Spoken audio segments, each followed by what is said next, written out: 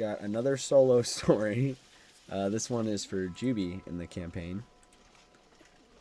So, starting off after you guys' battle, you guys discussed a little bit, and everyone decided to part ways and do a quote time skip for about a year.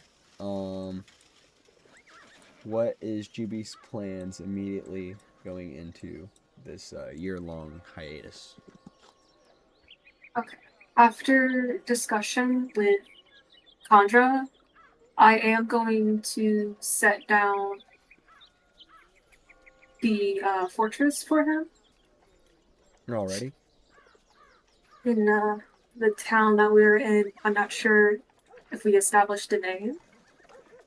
Yeah. So there was a name. This is a little bit ahead of the timeline, but for consistency's sake, Mino renamed the town to Thunderfall, and he put y'all's fortress like side by side with the temple. I don't know if you're in Owlbear or not, but we worked on it in Owlbear, so you guys have like a rough layout of town. And so he set that up. Yeah, I'm entrusting it specifically with Chandra because I don't think Jubie trusts, all too well. Yeah, that's completely valid. Yeah, Mino, I he didn't put the fortress anywhere that like I can't move because I know you said Condra's gonna pick, so we just threw it somewhere that is easily movable. Yeah. Yeah, and then I think I'm not sure what exactly happened, but Jubie also picked up some Somewhat. letters to deliver from Yeah, I really hope he told you who and what, cause I don't know. He didn't tell. Oh, actually, hold on. He wanted me just to deliver it to Port City, but I don't think he gave me any specific names or anything. Let's see. Oh,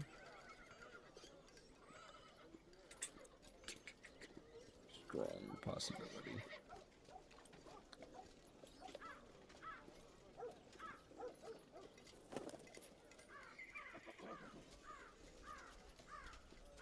Oh, just Just a to letter. send a yeah. Yeah.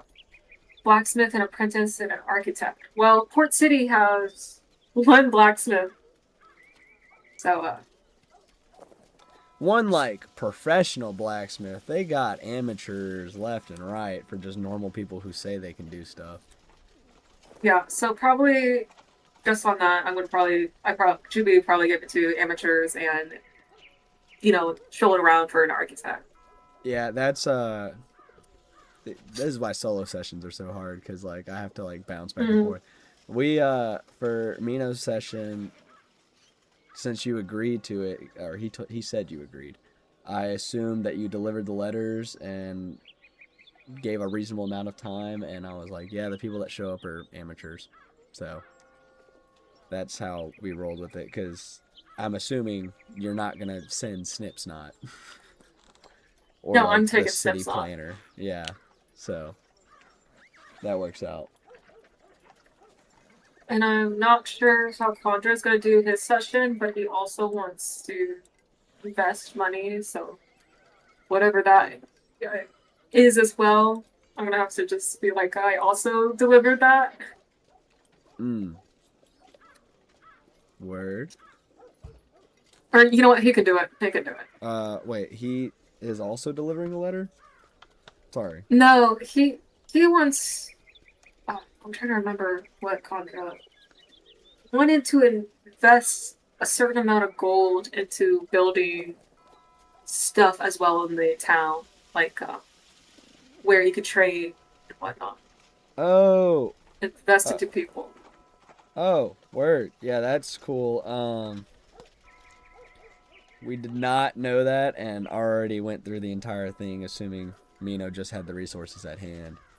We did assume Condra, because Condra said he was going to stay and help train some people a little bit. So Condra Mm. needs to name, if he's there with you, He needs to come up with a name for the garrison and a name for the like training grounds slash like barracks. Because right now it's just called Conjur's Academy. He is not here, but Oh, that's fair. he should be here tomorrow, like after, I want to assume after like 5, 6 p.m. Oh, word. Yeah, because I If you got want to run his. through a session. Yeah, he told me he plans on meeting up Saturday for his session, so that's We're not having another session on I don't Saturday. know, man. I'm trying to figure out what's going on. Everyone needs to give me set times. I think Chungus has work Saturday, so it's all depends on that. But we're thugging it out. We'll figure it out. Yeah. Okay. Okay. I definitely should have watched the stream, but that's my bad. No worries. I think that's like the last I think working with Mina for right now. But Jubie's main goal would definitely be to report back to her kingdom. Mm. But before then, she knows that she's not going to be able to stay there. Like, there's too much going on with the gods, and she's kind of accepted, like, hey, she knows something, everybody else doesn't know anything. She's not going to throw it onto somebody else's shoulders. Yeah. So she's going to head to Port City to run those errands, and then try to offer a job to Snipsong. All right. Work back at her family's forge in Fultonshire. Gotcha.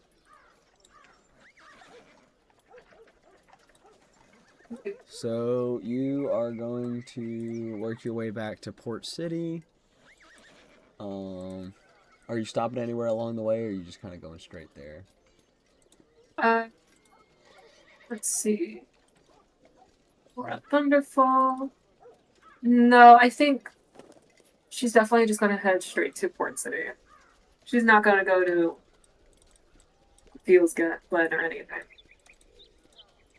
It's valid. I'm kind of pulling up this haphazard map right now. I know, I'm looking at it as well. Dude, this map. That's a lot of work. Yeah. It's alright, though. It's alright. I was expecting like a piece of paper, circles, and like lines. That's basically all it is. I just drew, like, a little bit of the terrain, too. And then I left it open enough that I can, like, add stuff as y'all discover it. These trees copy and pasted. I drew the first 4, and then I was like, oh, wait, Uh. I can copy and paste them. So then I did that. Okay. Alright, so, you're going to make your way from Thunderfall all the way back to Port City. That is going to take a little while.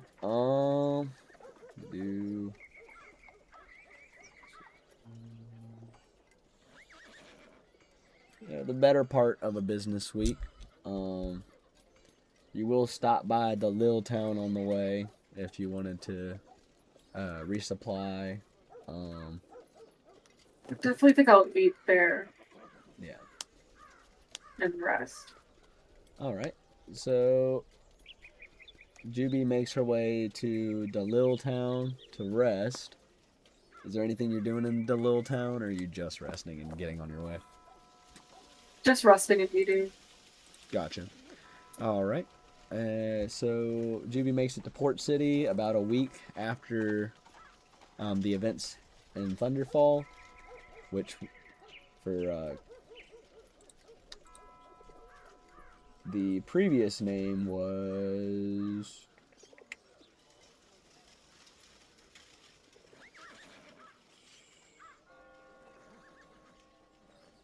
Raphael Arias. Raphael Arias. That's what it was. Thunderfall is a lot easier name. It's a lot better. Yeah. The old name was Random Name Generator, and it was set in Destinations. I'm pretty sure that's just a person's name.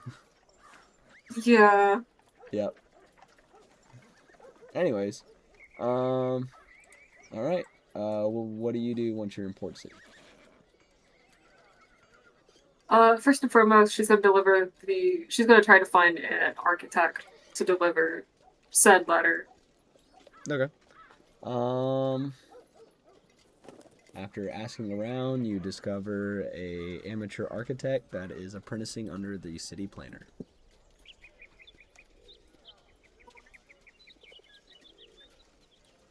Again, since it's already played out, I'm assuming that was successful. Yes.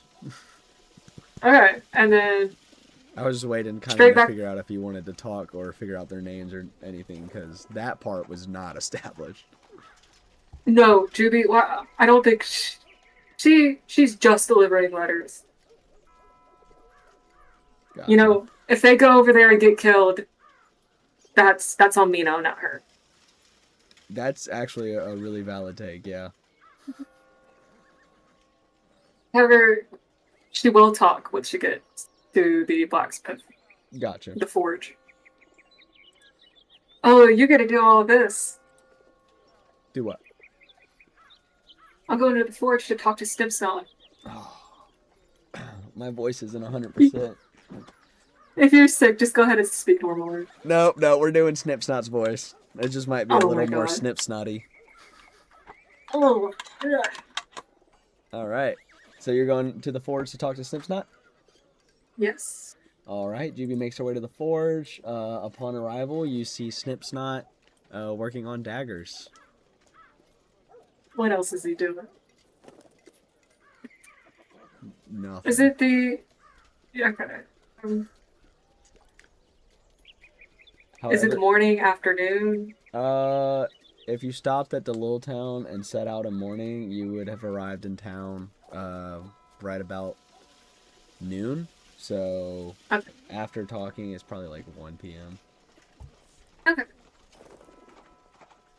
Sorry, I cut you off there. What were you Oh no, saying? you're good. I was gonna say, there is a woman working with Snipsnot in the forge this time. It seems she might be apprenticing at the forge, or she's just a random woman who's working there. You're unsure.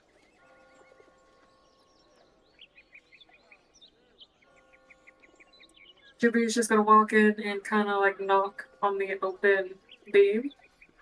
I don't know if there's a door. Uh, there is a door, but the forge is mostly outside, so you don't need to knock. She's just trying to get his attention. Gotcha. She's not gonna. Jubie knocks on a pillar to get Snipsnot's attention, and Snipsnot looks at Jubie, and his eyes glow as he smiles and goes, "Long time no see."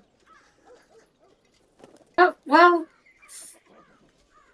I guess you could say it's a long time. It's only been, what, a couple of days? I don't know. Right. Let's say Snipsnot, do you have any, apprentices for hire?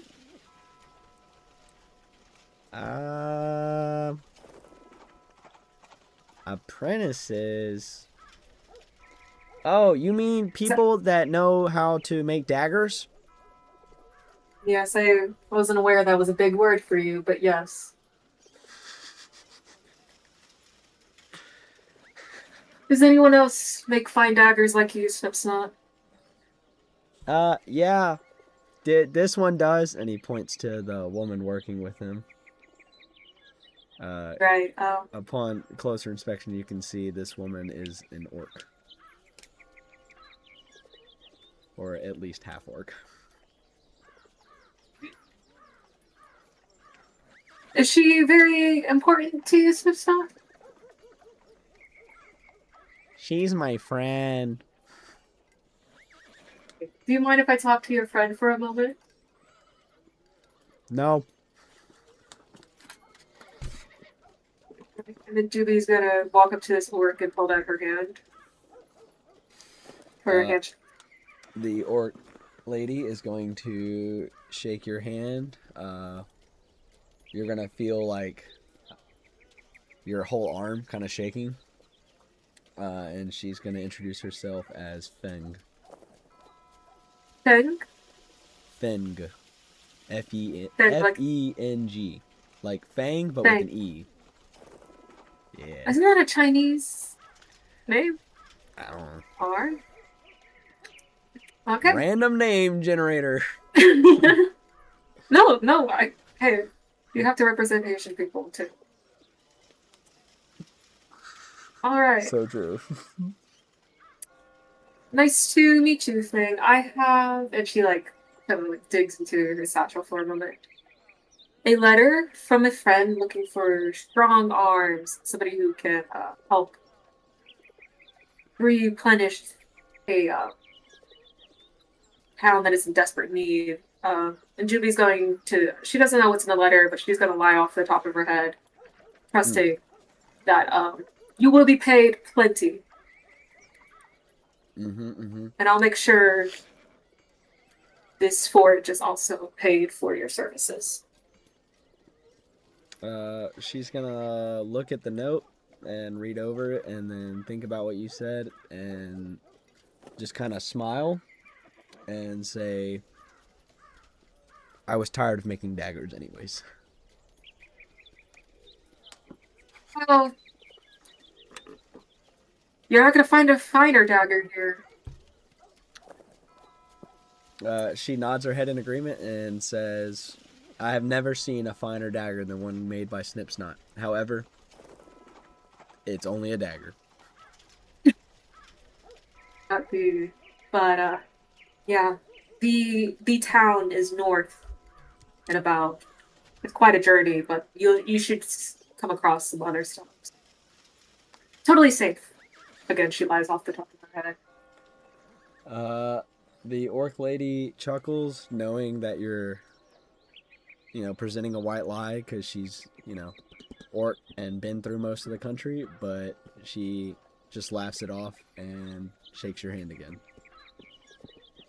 Can I also give her... I'm going to give her 3 gold for her journey.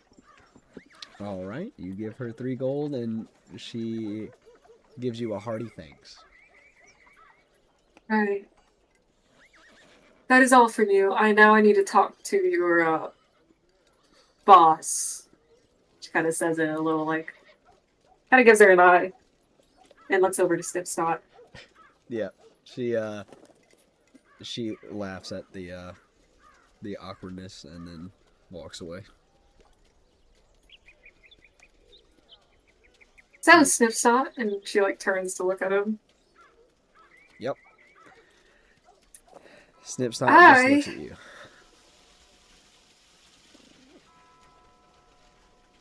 I have a great proposition for you.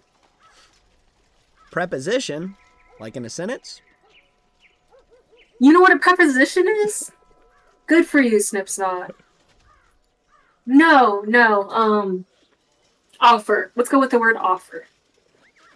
I have an offer for you, Snipsnot.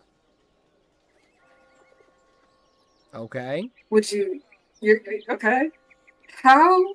You're great at making daggers. How did you learn how to make a dagger?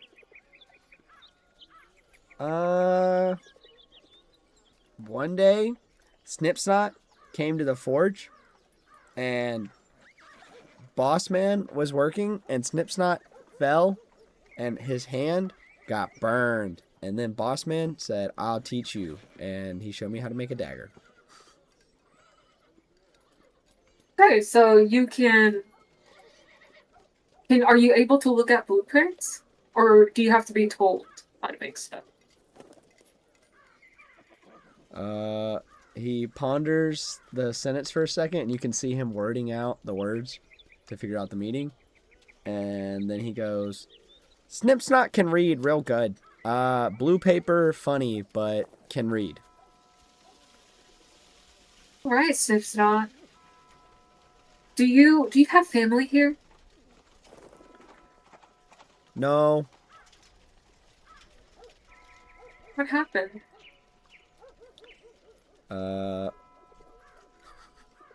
Snipsnot kind of ponders the question for a second, and you can like see his face grow grim. Uh, and then he goes, "Snip's not have no family here, cause Snip's not from here."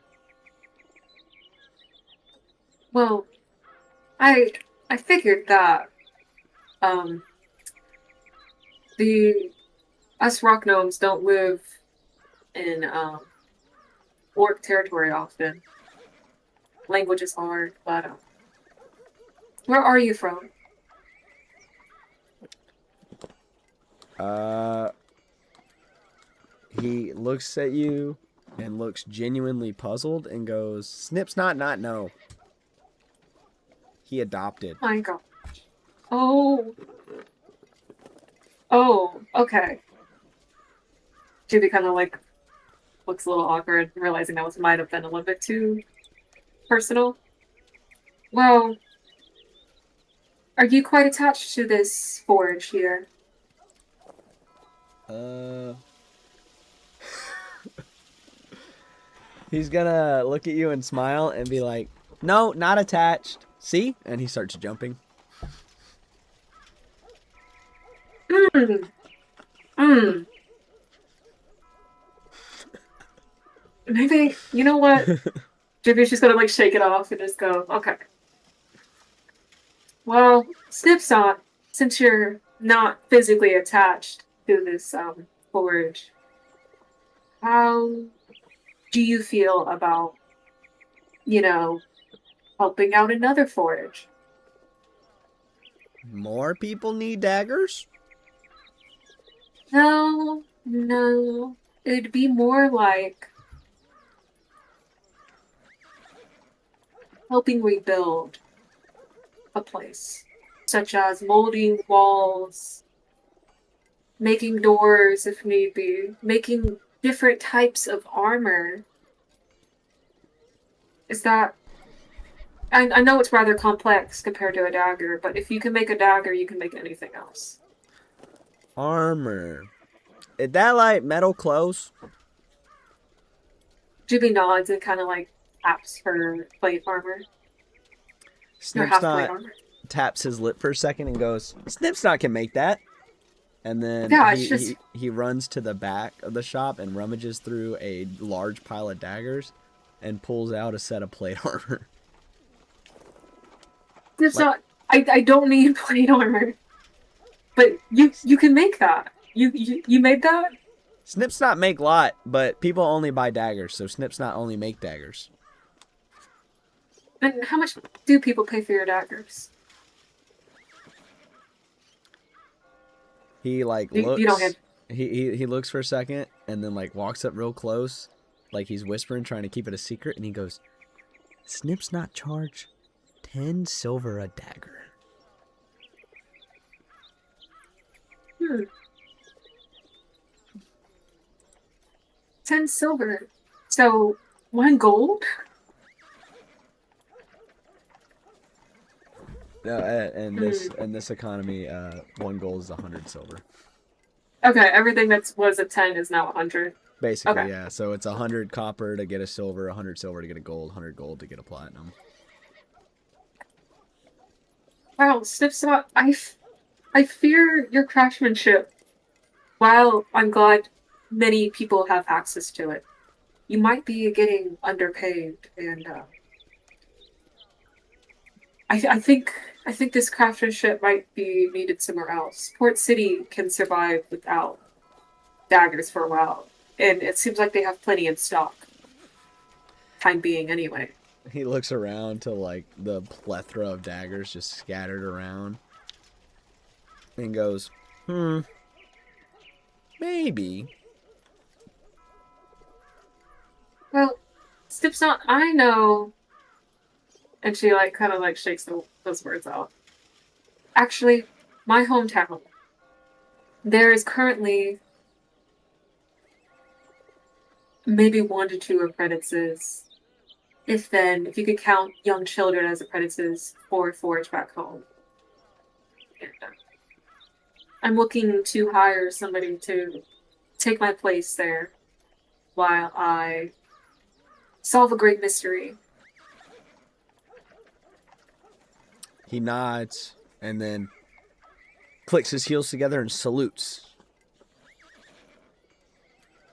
Why are you saluting?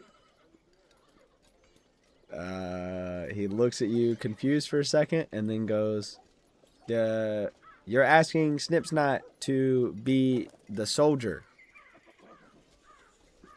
Reporting for soldier? duty.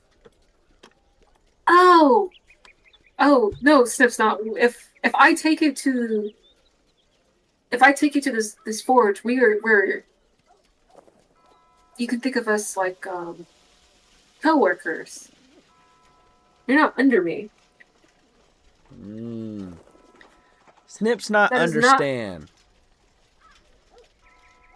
What did Snip, your boss do to you? Boss Nerwert, he's still missing. Hmm. That's a problem, but seems like it's still running. This forge is still running. Forge don't run. It can't move. Okay. Okay, Snip's not. So, if you're interested, like your salute said, it's a little over a week, like a week's journey. Are you able to make that?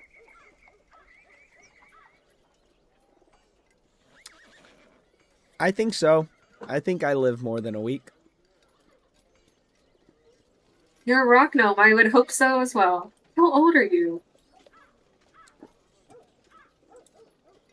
I'm not sure if I put that in my notes. I remember scaling it close. How old is Jubie? She's 48. Oh. Yeah, he's like 50. Okay, so we're still both young rock gnomes. Yep. All right. Well, finish whatever business you have here. If you need help organizing this forge before we leave, I don't mind. It's gonna be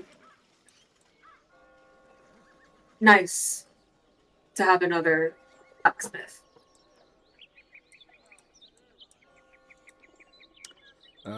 Snipsnot nods his head and goes, business done. Right. Don't worry, Snipsnot. I'll make sure you're adequately paid and protected for this journey. Snipsnot nods his head and goes, okay, when we leave. When can you leave?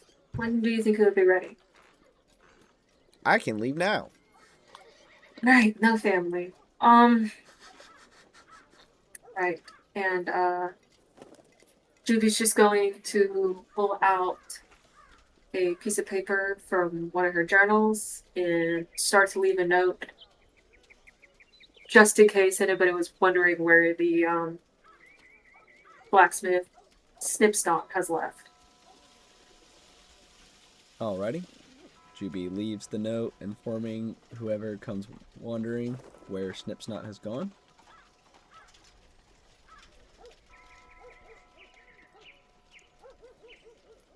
Alright. Okay, Snipsnot, I'm gonna have to see when the next boat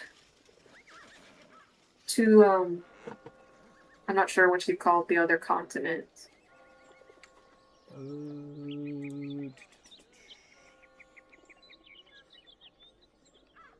Afros, if you're going to the Elvish country. Yes. Can you repeat that name again? I'm so sorry. Afros, Afros. Afros. Afros. Yeah. Okay. Does that work with you, Snipsnot? He just nods his head. Oh my god.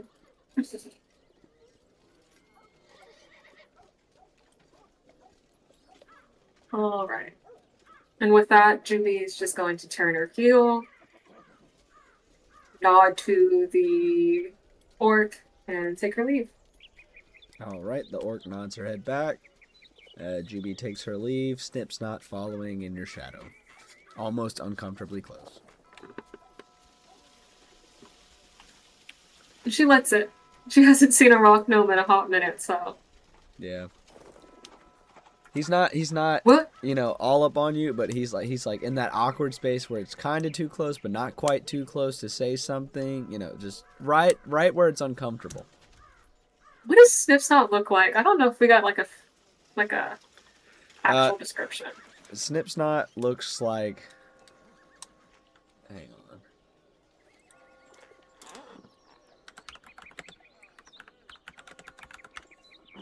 So he looks like the most generic, if you looked up rock gnome ever, he is about average height for a rock gnome, which I don't remember the exact number that is. You're like Could be 3 like 4 foot. foot or right under. Yeah, he's like about 4 foot. He has a scraggly beard that, reminiscent of a like angsty teenager. But it's clear he just doesn't really know how to shave. He has a somewhat bald head. It's like the very top of his head is bald. Which I guess you wouldn't be able to see, but right where the bald spot is, there's a metal plate. Showing that he had at one point had a head injury. Other than that, his stature is just a normal rock gnome. Not buff, not skinny, not fat, just a guy. Just existing. Yeah, All right. He's John Rock Gnome. All right. And yeah, Jubie would like to make her way down to the port and see when the next boat is. All right. You are informed by the dock workers that the next boat will come in 1 fortnight, or about 2 weeks. Oh my gosh. Okay. Okay. Hey, Snip Snot, where do you live? Snip Snot. He looks at you and goes, "Can I tell secret?" Tell me anything, Snip Snot.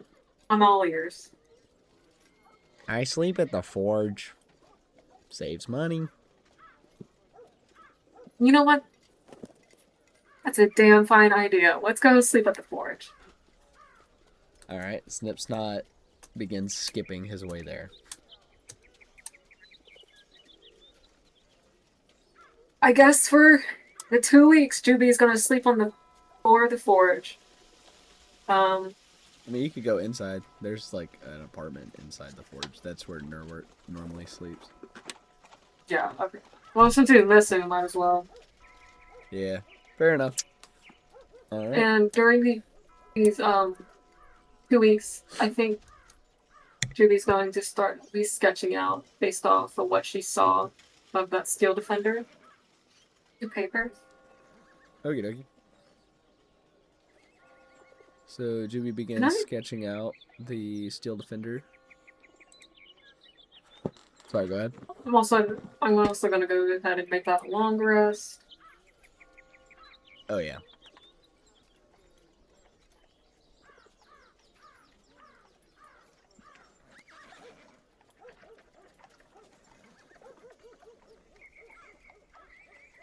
Not like it matters, but I just keep forgetting about that. No, that's fair. I wasn't keeping track of stuff like that. With Mino's solo session, we established that it was assumed, unless something explicitly was going on, that you guys were just going to long rest at the end of every day, pretty much. Wanting to add, I'm going to take the infusion off of Chungus's armor, or just disestablish that connection. Okay. Just because it's just going to be too far apart. That's fair. Is this something that will be made apparent to Chungus, or I'm assuming the armor will stop having its like shimmer or whatever.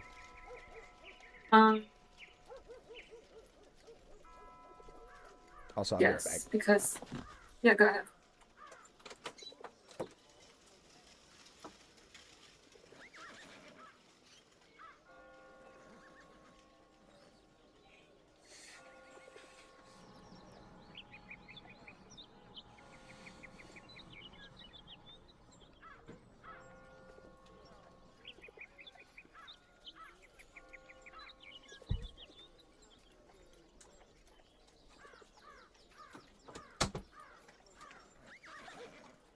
Okay, I'm back.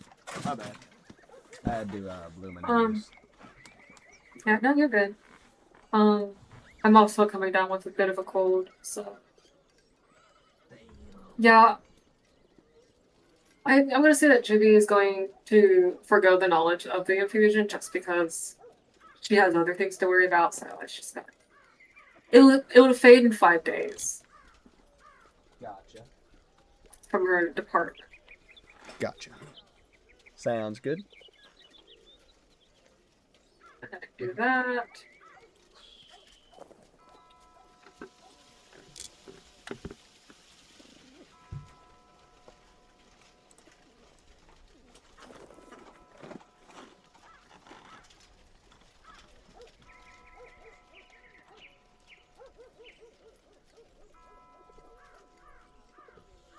Sorry, I'm just adding that the lightning resistance is removed. Sorry, Alrighty. checkers. All right. So those 2 weeks are up. All right. Upon the 2 weeks running up, there is now the massive barge boat thing in the port. Massive boat. I need to find a replaceable term because it's essentially a giant cruise ship, but like wooden boat era. There's a galleon. Galleons typically tend to be pretty big. Galleon might work. Let me have a look see.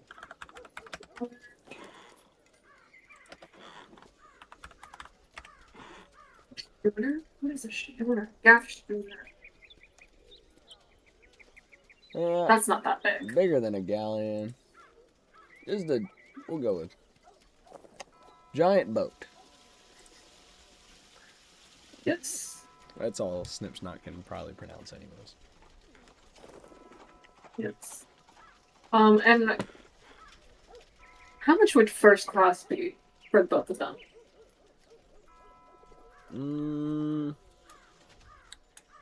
Great question. Let me look.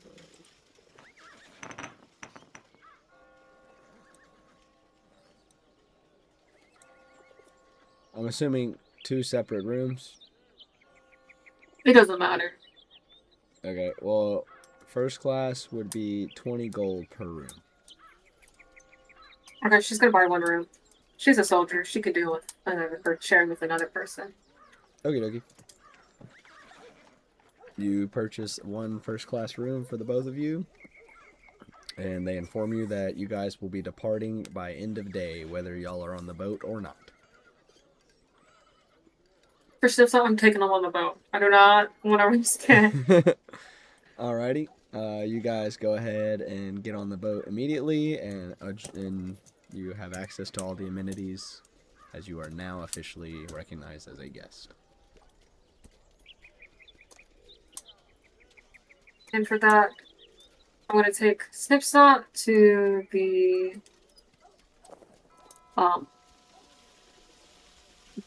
bar in the food court area, if I remember correctly. Yep. And I'm going to explain how Fultonshire is positioned. You know, it's dug into where 2 mountains kind of divide. That it will be, I'm not sure if you have a map, but I'm assuming it's going to probably be another 1 to 2 day journey into these mountains. I don't have the map drawn, but if you're going straight from the port, it would be... Let me look at my notes. Because I have the distance played out and everything, I just don't have the actual map drawn yet. I've been lazy. It would be the better part of 2 days to get to... Well, it depends. So, if you're going straight diagonal, yes. But if you're trying to stay on the path, it would be closer to 4 days. Because I think the path would be a safer way. we'll probably just do that, and Yeah. rather than pay for a place, I think Jubie would rather just camp. Okay. Sounds good. I will work on drawing the map so you can see what I'm talking about. But the way I place the Rock Known Kingdom is like it's basically all the way across to the north where the mountains would be, and on the outskirts, so that way it's like functionally a sovereign nation. All right. And then I'm going to explain that while the kingdom was attacked by goblins, it's not in total ruins. Minor damage here and there, but the people are still rebuilding, grieving those lost. The forge is top notch. It's generational forge in her family's name, and that he will have access and command over a lot. Snipsnot just listens intently and nods his head as you go. In one ear, out the other. She is going to pull out those pieces of paper that she's working on, and again, ask for Snipsnot's help on building this steel defender, and shows him just the blueprints and asks, what would be a good name for something like this? He looks at the blueprints for your steel defender. Is this the... You're trying to like... You're like redrawing the one that you saw? But you're trying to make that? Just showing those blueprints. I mean, I've had ideas of what a steel defender could look like, but... I mean, it's whatever you want. I'm just asking, like, which one are you showing him? Because the name kind of dictates based on what he's looking at. It's going to probably be a close copy of the one that she saw in the... The humanoid one?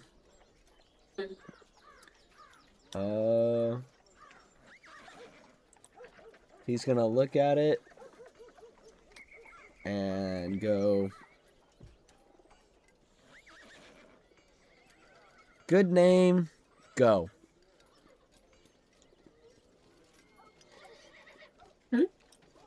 Go. Go? Go. Go. Yep. Can you spell that, Snipsnot? G-O.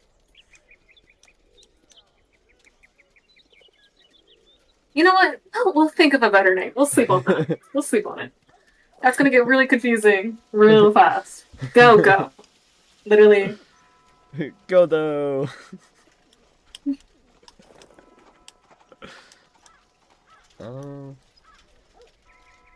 A better name, Snipsnot. But you know what?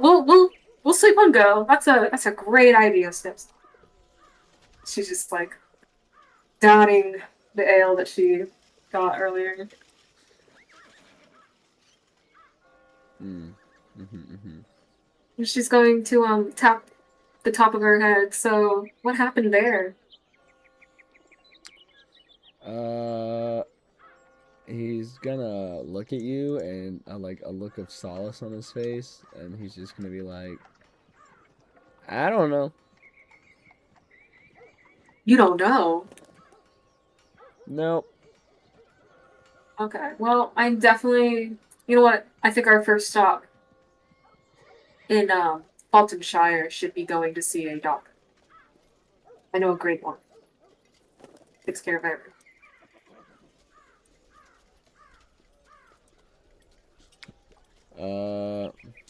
He just nods his head. Yeah, what else? And,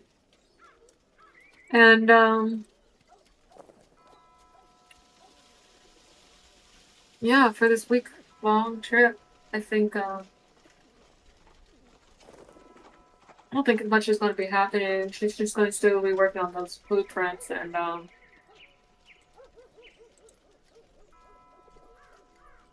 what she needs to say to others back home. Alrighty. So, just skipping to the end of the journey, then. Yeah. Gotcha. Pick up the easiest. Gotcha. All right, you guys make it to the end of your week-long journey. No major events occurred, and you guys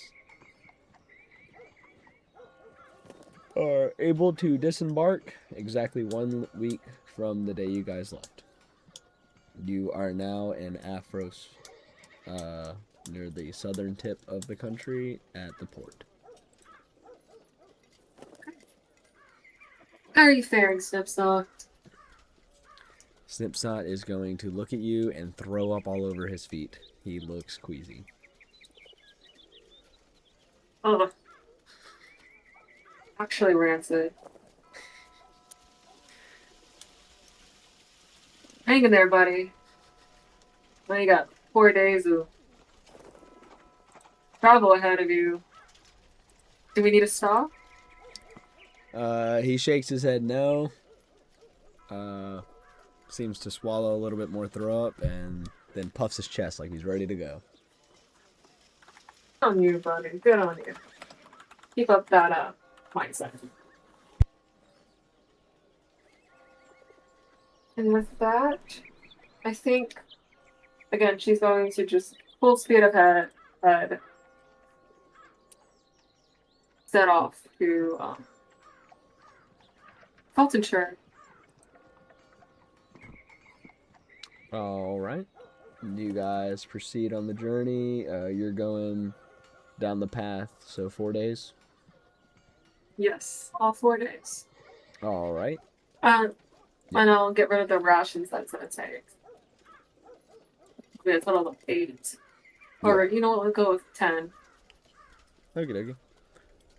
You guys make it there in 4 days, assuming regular camping every night and stuff. Consuming your rations and everything. No notable events happen. It was a pretty regular journey.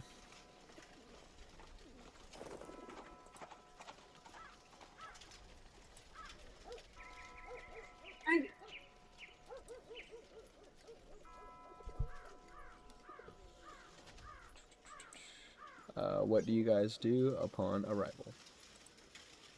Alright. First, she is going to, upon seeing the entrance to the kingdom, she's going to put her hand on Sniptop's shoulder and direct him to a grand forge towards the right side of the city. All right. And tell him to go wait in there. He waddles over and just stops in the middle and stands waiting. Right. And I think she's going to head to the town hall to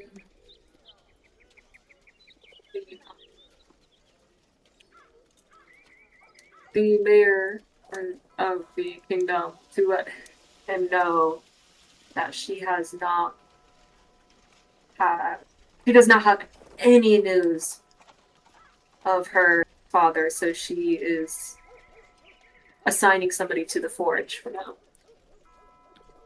Gotcha. You cut out a little bit, but I gathered you're heading to the town hall to let them know that someone needs to take over the forge because you're going to continue looking for your father, basically.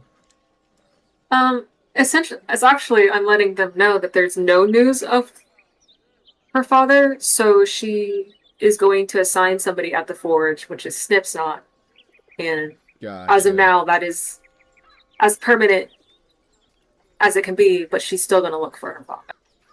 When Gotcha. she's not gonna say anything about her other problems, but she's gonna let them know like there's something that she has to attend to. Gotcha.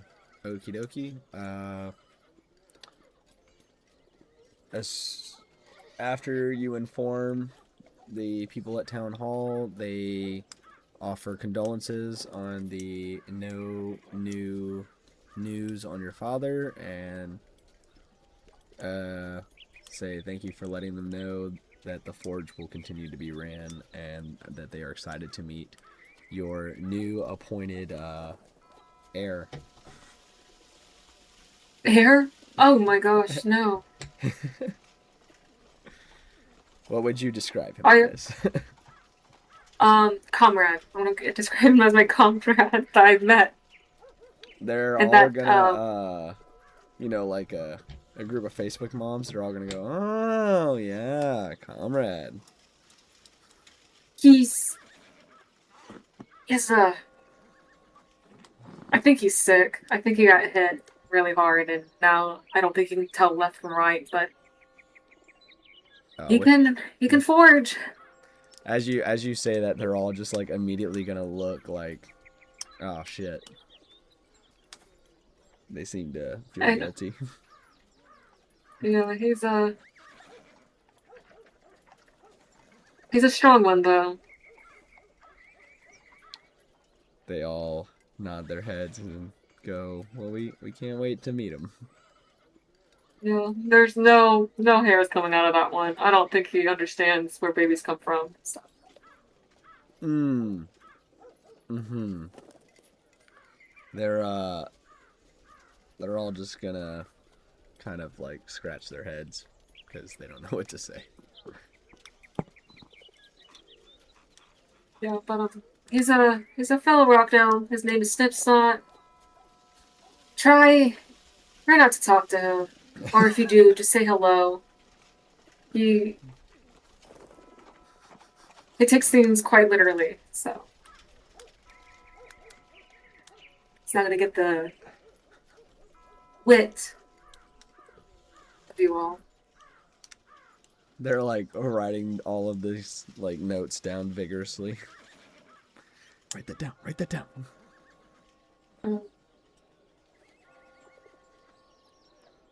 He also has no idea what how things are charged, so I kindly ask not to take advantage of him, and I'll make sure that the child apprentices make sure that they write down a good chart for him.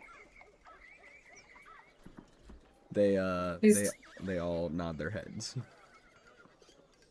he's gonna have to get used to the Fey country and how we have a bit of a different economy here. This is true. You guys actually use gold pieces, silver, and copper over here. Or, I don't know what y'all do in your kingdom, but I know this country does. Unlike the orcs. Rock gnomes tend to have a bit of money. And with that, she's just going to leave. And I think she'll go to her forge and start cleaning up, see what the apprentices have done. When I mean child apprentices, I mean like they're like 20 years old. They're pre-teens, essentially. Yeah, that's what I figured. Yeah, she's going to take care of that first. All right. You meet with your apprentices. And I'm assuming y'all are just catching up and stuff. Yes, I'm gonna introduce Snipsnot. And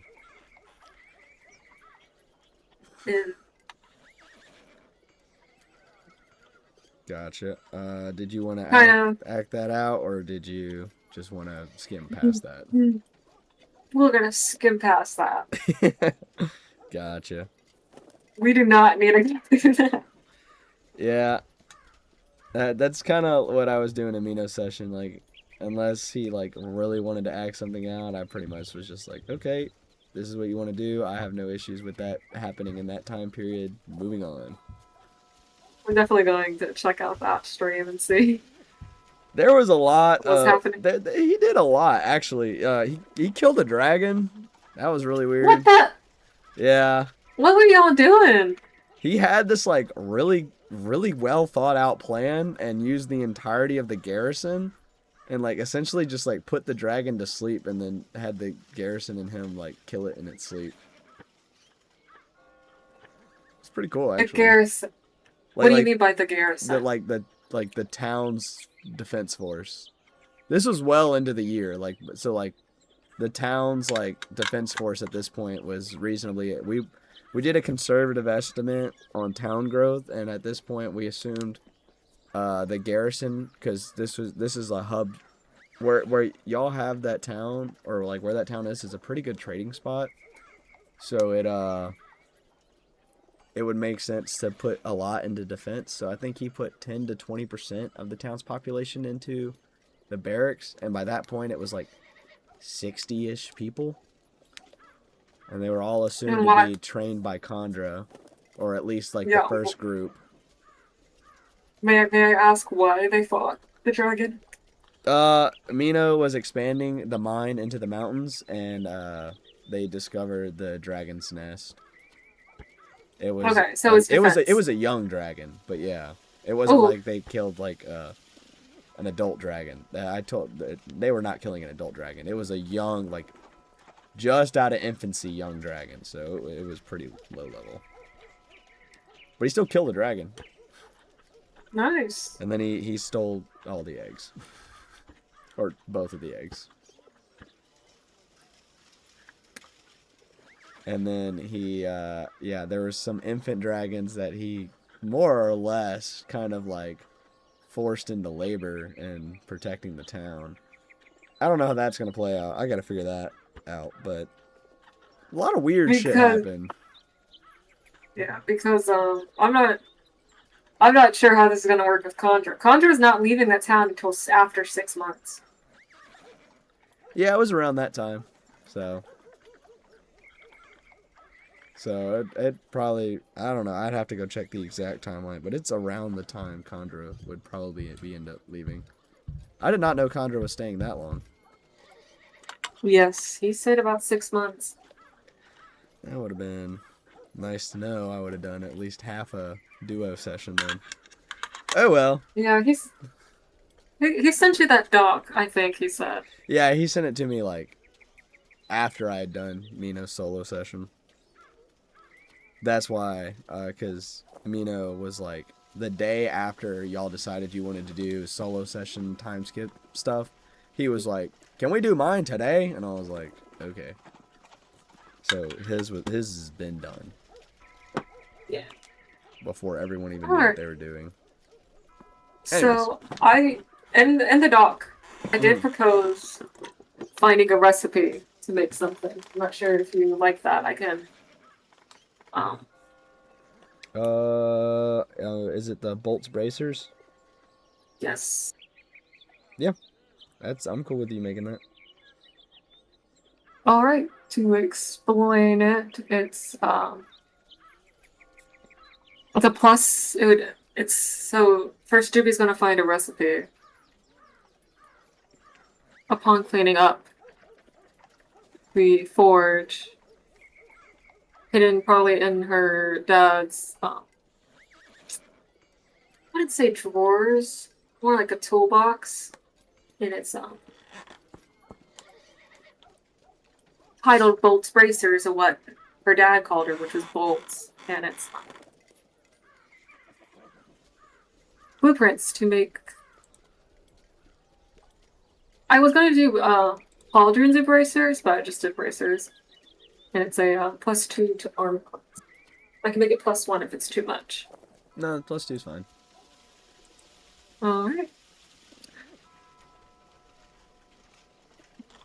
And I think there was something else I added to that. I would have to look. Did you have a time proposal for how long it would take you to make that, or do you want to roll for it? Um, let's see. In general.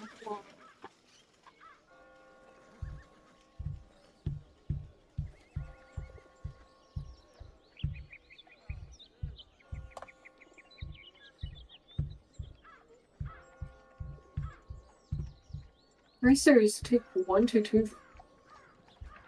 days. Okay. So we'll just go for the. We'll just go. Assuming that she wants to do a nice job, she's going to her first little kind of apprentice work with Snipsnot is to make these bracers. So we'll just stretch it out to a week. Okay. Let's go past that. Gotcha. You guys spend a week making bolts bracers. Sounds good. Now for the steel defender, I saw in your notes you wanted it would take about 2 months. Yes.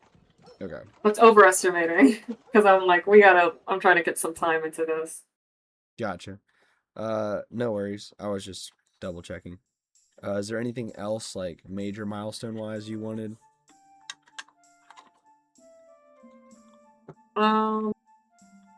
We're in town. I do want to start doing more detective work on what I know about the gods, specifically the fallen gods, and the information I've learned. I think once she gets Snip's not working in that forge, she's just going to set up her family home into this huge detective desk. Okay, yeah, I would say that's within reason for that 2 months while you're working on your steel defender. Snip's not, after, the first couple weeks, is probably taken over. You got your bracers, and then you split your time between working on your steel defender and detective work? Or did you want to just do steel defender, then 100% on detective work? It's going to get the steel defender.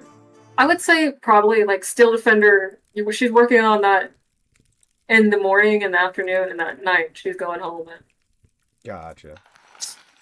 doing these detective work. As soon as she gets done with the steel defender and that she's comfortable with Snipsnot, she might she'll return to.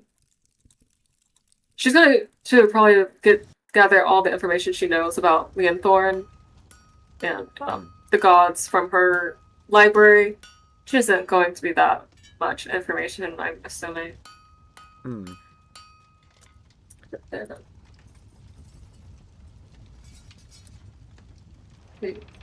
So this would be roughly 3-ish month mark, closing on 4-ish by the end of the 2 months for the steel defender and everything. Okay. Upon Jubie's research, she is able to learn a little bit more about the gods. I'll just go through my notes on like the gods themselves, because it's all like it's a little more in-depth than introductory, but like nothing too crazy. But now it makes sense that your character knows a little bit more. So you learn that Thalassius is not only the ruler of the Pantheon, he is ruler of the seas. Basically anything to do with water is technically under his domain. He is the strongest of the Pantheon by a wide margin. However, he is fair and just in his rulings. Unlike his brother Raijin, he is able to separate his personal feelings from his actions as a god. However, he is still not above having moments of arrogance, and he is very much so distasteful, or he finds mortals not knowing their place quite distasteful. He is not above killing mortals who simply step out of line. He rules from his. Sorry, go ahead. Oh, I was just gonna make a joke. I was like, "Do not bring Chungus near this guy." Yeah. He rules over his underwater kingdom, which is ever moving and has the ability to teleport at his will. It seems, although it's noted that he is one of the few entities in this world that is capable of safely teleporting. He is also Lord of Storms and Tides. And very few things, as ruler of the Pantheon, very few things in this world happen that he does not know about. It's also reasonable to assume that Jubie is able to figure out that y'all's instant fortress, the method, how we talked about how it's like a door to the physical location, it's functionally a teleport.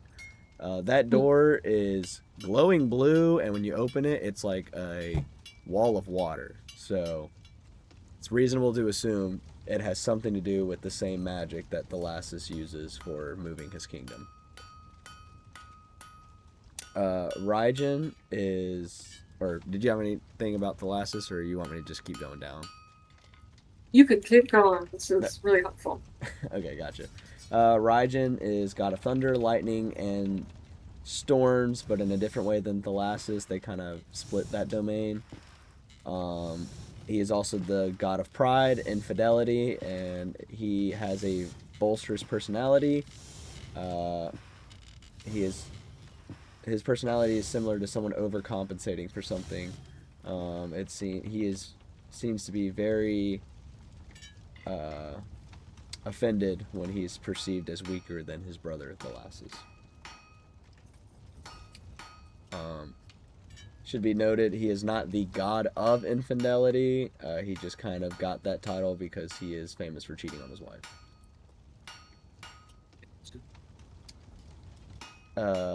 Moving on, Zalthor, the last of the heavy hitters, and the last of the brothers.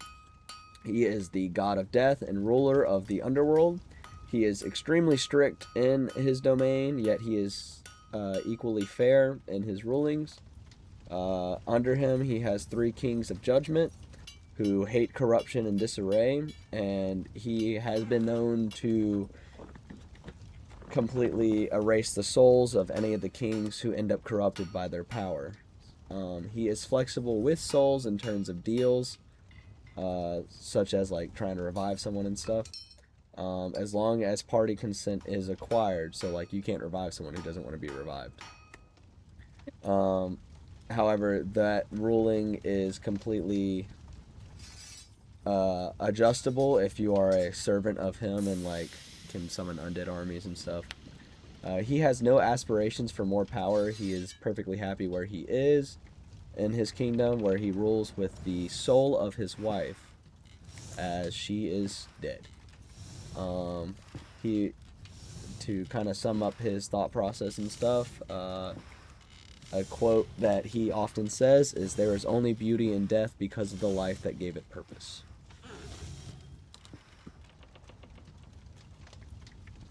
Alright, moving down, we have Soul, which you guys have more or less met. I think you guys knew you met him. He is the sun god, also over song and dance, beauty, clairvoyance, and he rules over all oracles. He is arrogant in his divine power, extremely arrogant. He's one of the most arrogant gods there is, but he gets away with it because of his beauty and the fact that he is a prodigy in terms of divine power and can usually back up the arrogance he carries. But his power is unrefined. It is largely raw still. He has aspirations to one day take over the throne from Thalassus once Thalassus ages out. He has no aspiration to kill him or anything. Silurin, she is essentially the counter opposite to Soul. She's the moon goddess of the hunt, womanhood, and celibacy. She is known for guerrilla tactics, living to fight another day through coordination and stealth. Like the moon, she is beautiful and elusive, and she is often misunderstood and confused for having a lack of depth of character, though she just prefers to live in solitude and keep to herself. So then we have Elrid, who is Raijin's wife. She is the goddess of marriage, loyalty, and companionship. She has respect for order, and believes that there is true beauty in love. for your significant other and believes that love transcends beyond a mortal or immortal coil. Essentially, she believes that true love is like a domain of existence. She loathes her husband. But yeah. Then we have Shannara. She is the goddess of wisdom, intelligence, strategy, and battle competency. Battle competency. She believes in tactics and overall logistic decisions that lead to winning the war over the battle. She believes there are no bad tactics, no dishonorable tactics, as long as it ultimately wins.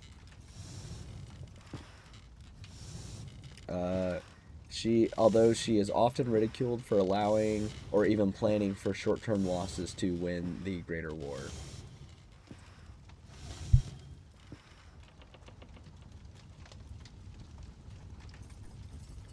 Then we have Titus, which you know kind of well. Yeah. Titus is god of war and battle, bloodlust and rage, and blood flame specifically in terms of fire.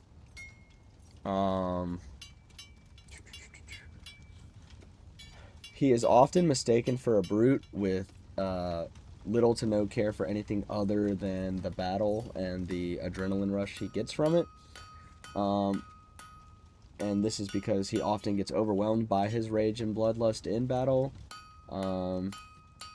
It is noted that he has been known to say, people often forget rage is a second emotion, typically following great loss or suffering.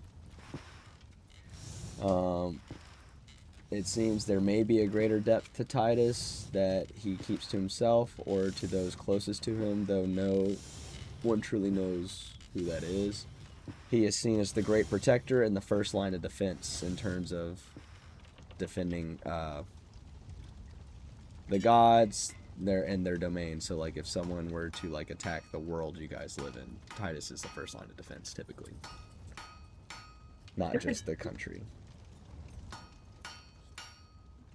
What'd you say? He's dead. We abandoned his ass earlier. Yeah, in the one shot y'all did. Yeah, he's dead as hell.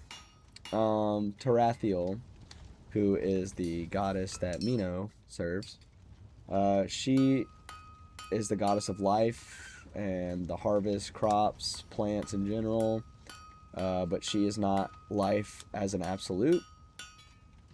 She believes in growth and forgiveness, but while she does believe in forgiveness, she never forgets.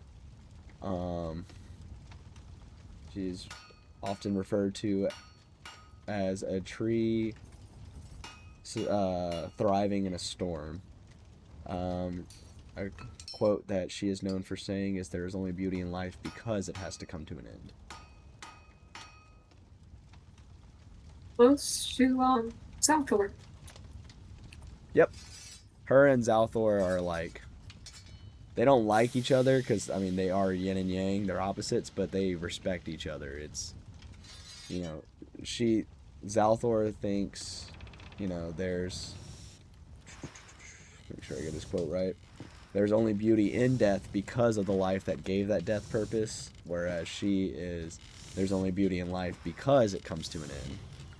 So they respect each other's domains, they just don't like each other. But they recognize that you can't have one without the other. Aerith is the goddess of love, affection, infatuation. She is closely related in terms of domain to Elrid. She is obsessed with true love. She hates objectification and like false infatuation. So she loathes lust, cannot stand it. She is the goddess of love in terms of like seeing someone for who they truly are and loving them anyways, stuff like that. She can see your true intentions with someone before you even know them. She loves genuine connection, even if it's like not in terms of like true love, like just friendships, like genuine connections is what she loves to see, and respects any true bond that comes from that genuine connection. Garland, who you know quite well, god of speed, messaging, communication, trickery, pranks, and shares music with Soul. Him and Soul are very close. They have a brotherhood, essentially. He understands that no matter what, life must continue on regardless of your personal wish and desires. There is a means to an end that needs to be accomplished, and we're all just playing our part in the greater system. Despite his charismatic and joking demeanor, he seems to carry great sorrow. And you found that at some point it seemed he had a love, but the name has been erased from the record. Perhaps that's something to do with the great sorrow that he carries. Jubie's gonna start that. Okay. Then there's Osteos. He is the god of the party, gluttony, performance for personal gain or entertainment, lack of responsibility. He avoids taking a stand and having strong opinions in order to avoid them, so ultimately he stands for nothing. He is often ridiculed as a joke or an insult to godhood. He is essentially just a party animal, and is like the representation of like just full-blown gluttony and just zero responsibility. Finally, we have Leanthorn.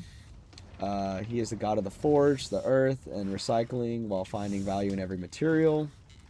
He finds beauty in everything, as he can see what greatness can come from any material, including people. He is introverted yet kind, and he wishes to be admired like the other gods, but he is not a god of might and is often forgotten. Yet his creations tend to be used by every other god to help them appear as mighty as they are.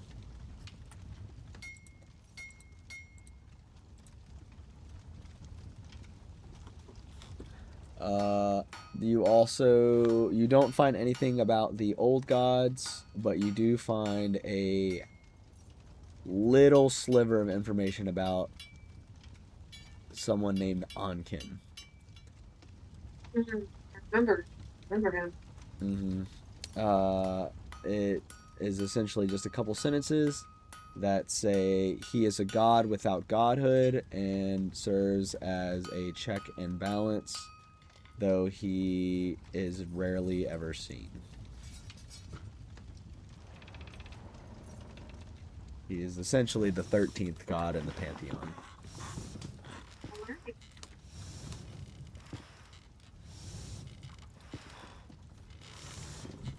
And that is it.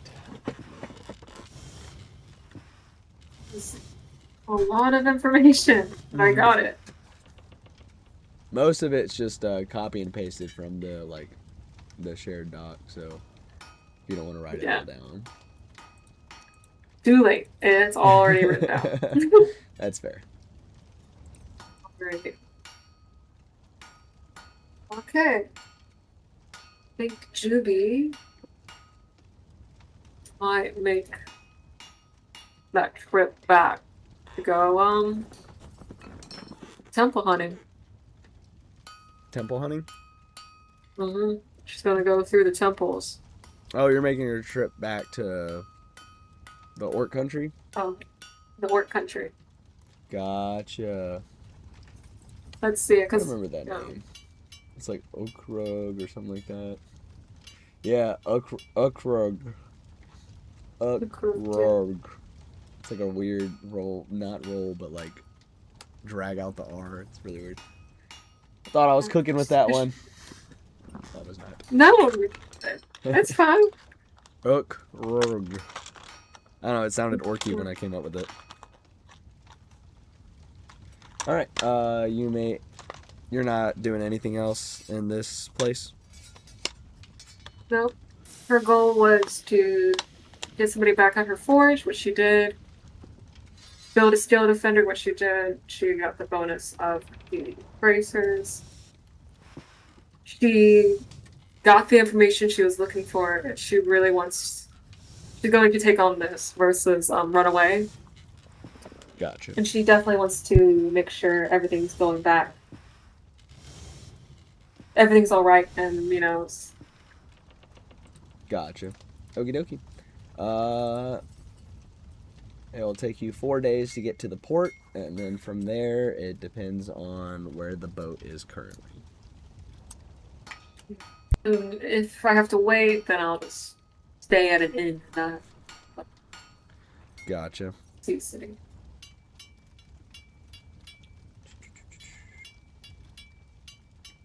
So, assuming the boat left.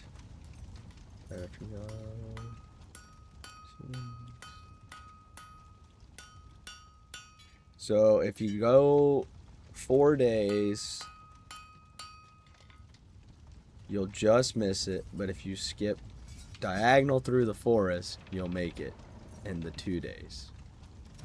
Oh, fuck it. Let's go to the forest. All right. All right, Jubie proceeds through the forest. The first day is uneventful as you prepare for night. Is there anything special you would like to do before nightfall, or are you just setting up camp as normal?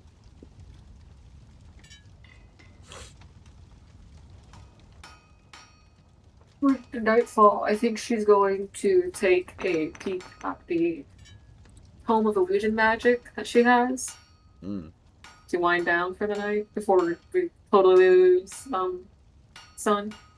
Yeah. Also, your instant fortress is set up by this point. You could just go back. Oh, oh my god, okay. Screw it, we'll do that. I mean, it's up to you. I was just saying, like, I don't know if you forgot. I totally forgot. You. Yeah. Do you want to just do that instead of spending the day going through the forest? Yeah, why would she waste her energy? She's It'd be really funny. A tiny little rock gnome.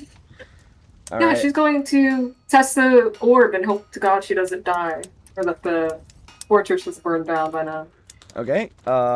When you throw the orb down, it summons a, like, stained glass door. It is blue and green with copper outlining. Like, it's a really nice decorated door, basically. And it's in a marble, like, frame. And you can see through the door, and the other side is, like, the common area for y'all's camp. We picked a map for y'all's camp, so if you go through, I have it on stream. I don't know if you have that pulled up or Owlbear, but if you go through the door, it'll bring you into the main gate, which is like the common area, and then each one of y'all has a like your own hut. And I mean, y'all would have to pick which one is which, but essentially you get your own, like, little house. Okay. So from the other side, you can see the gate. I think is here-ish. Is where. Okay. And so you would be able to see like all of this. And by this point, there is you can see the weird altar with a dragon egg on it. Oh. Oh my god. Yeah. Jubie is tossing under her breath. Oh, do you mind if I let my dog out real quick? Yeah, go ahead. Sorry. No worries.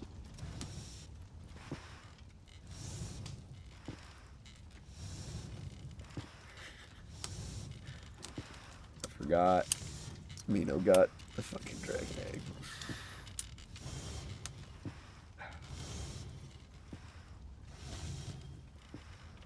Sorry about that. All I saw was egg altar.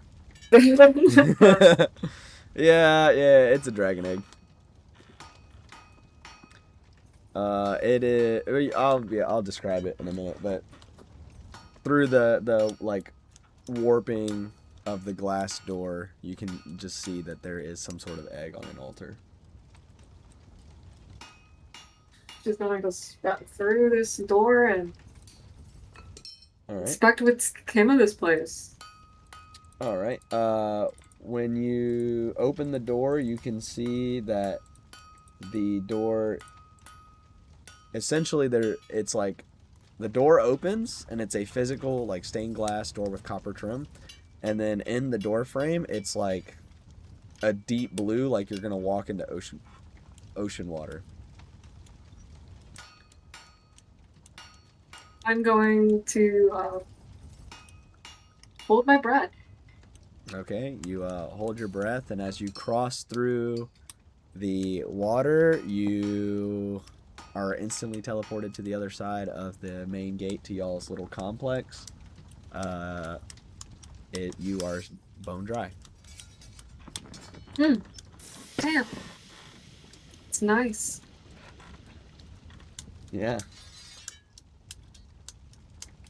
She's just going to inspect it. Oh my god, what the hell happened? No, sorry, it's a bit glitched for a second. Um, alright. Upon seeing... There's nothing, like, odd besides the egg, right? At this point in time, no. The town is probably about half as big as it is on this map right now, but I don't feel like going and turning half the stuff off. So just imagine the town scaled down. I think the dragon egg's there by Alright. this point. Doesn't really Okay. matter. Yeah. As I'm getting in, I think Anja should still be here if that what he was saying. And maybe during his session we could hop on Mino as well if he wants. Yeah, I wouldn't be opposed to that. Yeah, by this point, it's probably close to the 5 month mark. So I think I think timeline wise,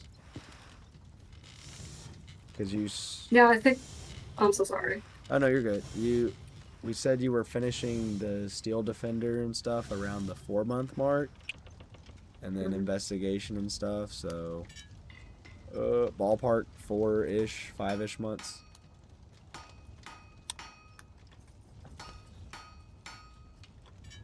Hmm.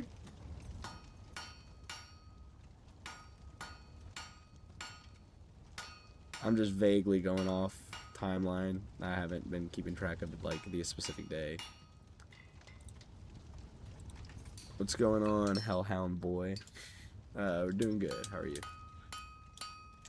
We're doing a D&D solo Okay, yeah. session to And we'll for a just time like skip. skim over here, but basically she's just going to let them know what she's going to do, which is check out the temples, see if anything strange is going on. Gotcha. Yeah, I don't have too much after that. Gotcha. Um, You will notice it's, now that you're through the portal though, the dragon egg is clearly inside of a like magical stasis field of some sort. So it's you not know, like as long, Mino yeah, threw a random live dragon egg in the middle of y'all's base, essentially. Jubie's not well versed in dragons, so she's just gonna be like, whatever. You know what I mean? It's That's not yeah, a big it's deal for her. completely valid. All right. So, though you guys will have an like et al. Temple in this town, as Mino's plan is to revamp the atrocious temple that was here before. He completely demolishes it and rebuilds it. Um, it's not done till like after the 1 year mark. So the nearest et al. Temple will be in Squalls Falls, which is Port City. Um, or you could go to Viol's Glen, which is the town where Mr. Cheese is. Um, they have a couple temples there. I think if I look at my note, yeah, they have one for just about every god there. Just it's not like a big et al. Temple like at Squalls Falls. Um, There's also a couple temples in the little town, and if you go to the Orc House, they have one of every temple there. That's like the large orc city. And then there's some minor temples scattered here and out through little towns, but it is unknown if any temples remain in Whisperwood or in the towns in the forest, in terms of common knowledge.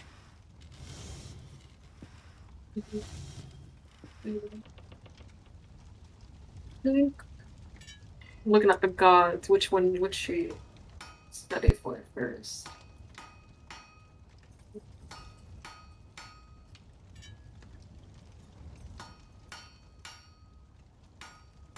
Honestly, I think looking at what she has learned, I think she's going to um look more on Galactus.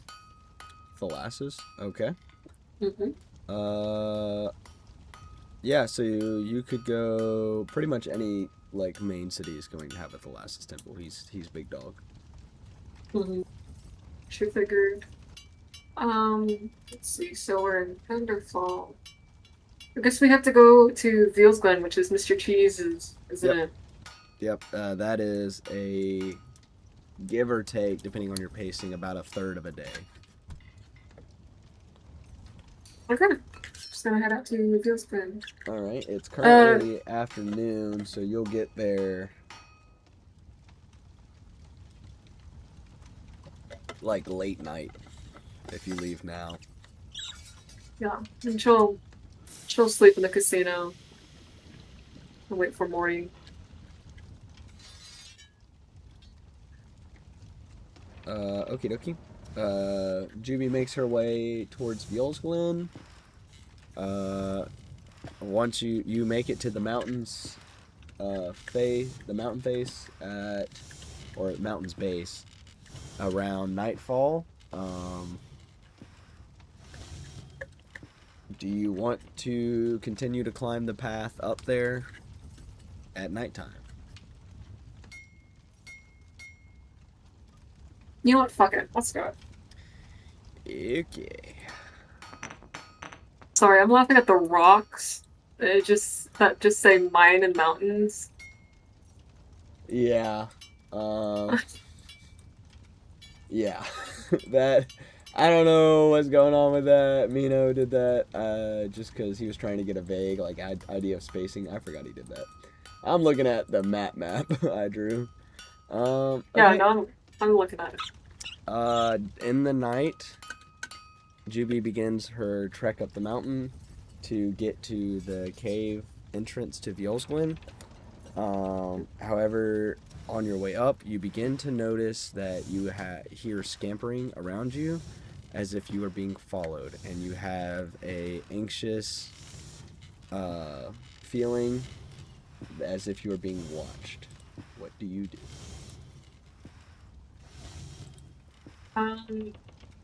Well, to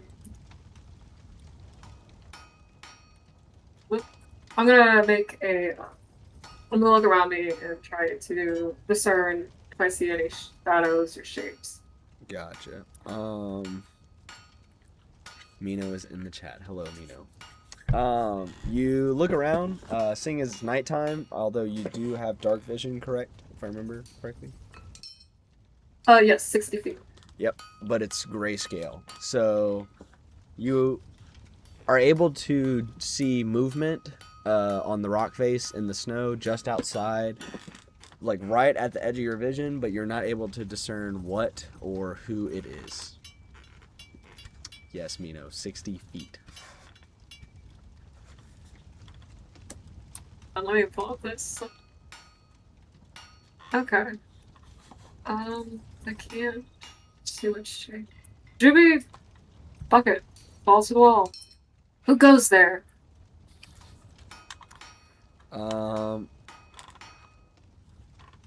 Right. You call out to the figure in the darkness, and you hear scampering behind you.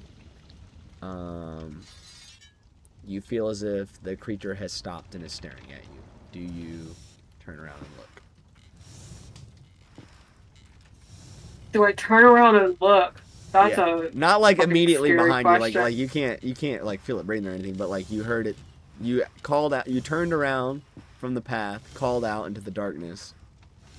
Heard scampering in the snow, like it circled around you, and it's now where you were facing behind you, and you hear movement stop. It's still a good distance Jubie, away. Jubie is going to reach for her daggers, whip them out, and then turn, holding Uh, them up. you do so, and right at the edge of your vision, you can see a tall humanoid figure that is like pale white. It's like extremely hard to distinct it from the snow. Oh wait, I need to change the audio. I forgot about that.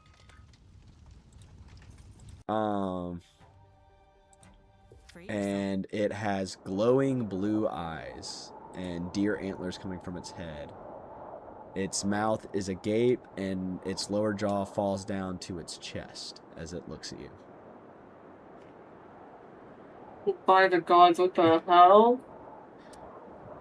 Um,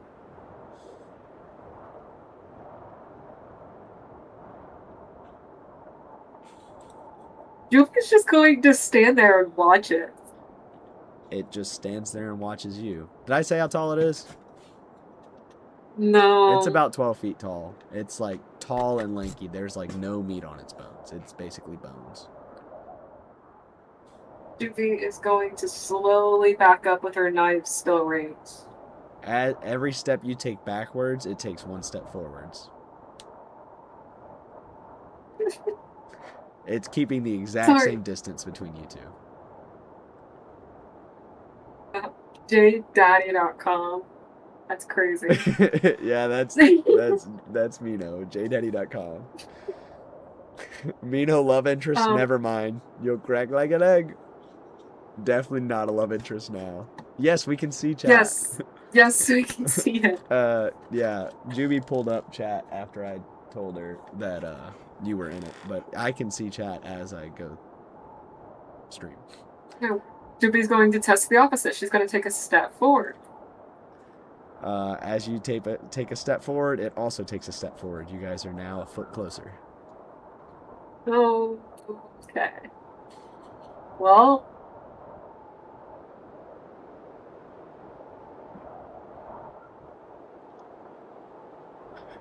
You're not being annoying. no. Yeah, keep commenting.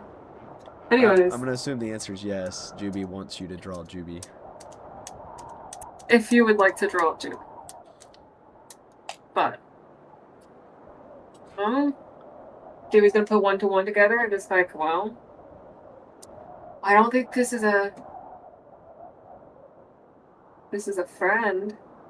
It's a good call. I don't think this is a friend. I don't think I need to make a check for that. Nah, I'll let you passively pick that up. Yeah, don't you? It kind of looks friendly. It's a little friendly. You can try and give it a hug. Roll persuasion. Nope. How far did you say it was from me? It is now 59 feet away from you. Yeah, she's casting Firebolt. Okay. Go ahead and roll hit for me. Where my hug? Here, that is a 22. Does that hit? Yeah. Go ahead and roll damage. Are you just doing one, or are you 13. doing both? Oh, what do you mean? Don't you get 2 per action or whatever? 2 attacks per action? Okay, we'll do both. I'm gonna have to roll again for that. Yeah. I mean, that damage for that hit. That's 13. It's an 18 hit. Yep. 13 plus 12. That's 25. 25 total fire damage. Okay. You shoot the first firebolt, and it snags the entity in its left eye. It howls in agony. Its lower jaw flops around. It's like a gurgled howl, almost like its jaw is broken. You are able to see that its lower jaw is most likely broken at this point, as it kind of swings with movement unnaturally. But as you go to do your second firebolt, the entity sees you charging it up and turns around, drops to all fours to run, and you are able to tag it in its back, and it looks at you and glares with its eye as it disappears into the snow. One second, my earbuds are. Okay, I didn't catch the after it charges or runs or tries to run. You are able to tag it in its back, doing 12 additional fire damage, but it turned around and glared at you with like pure hatred in its eyes. It disappeared into the snow. Oh, it ran off? Yep. My bad. Jubie's just going to go, well, what the fuck? It is reasonable to assume this creature has a vendetta against you now, due to that glare at the end. I'm sorry, man. You can't just creep up behind people. You gotta announce yourself. It was totally gonna kill you, but like now it really wants to kill you. Where is it going? Anyways, Jubie's Nino in chat said, to be fair, you switched him down in his living room. Yeah. Mag dumped him. She's going to sheath her blades and with a little pep in her step, kind of go up the turning. You proceed your way up the path. It is now it is now like encroaching on late night. It's probably about 9 p.m. You are about halfway up the mountain when you begin to hear the scampering around you again. It seems as if there's more now.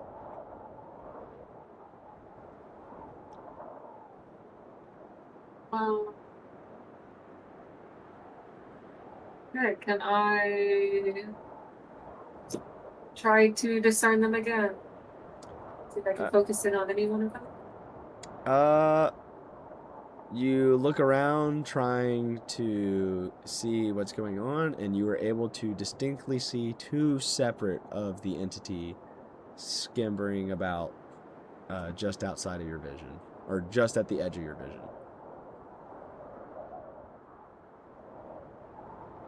Though the sounds indicate that there may be more.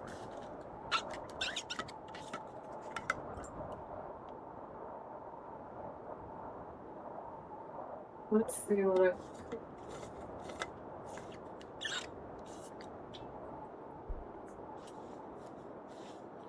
roll me a perception check.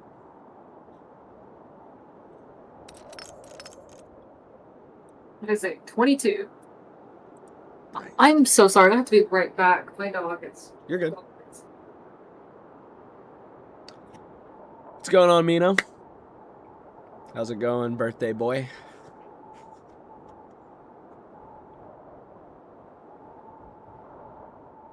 Sure.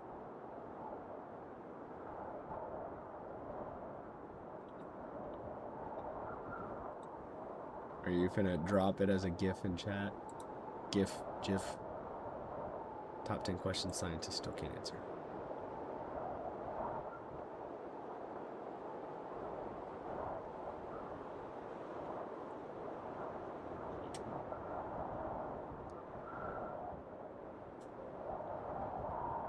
Oh, is it the D&D icon? Oh, no?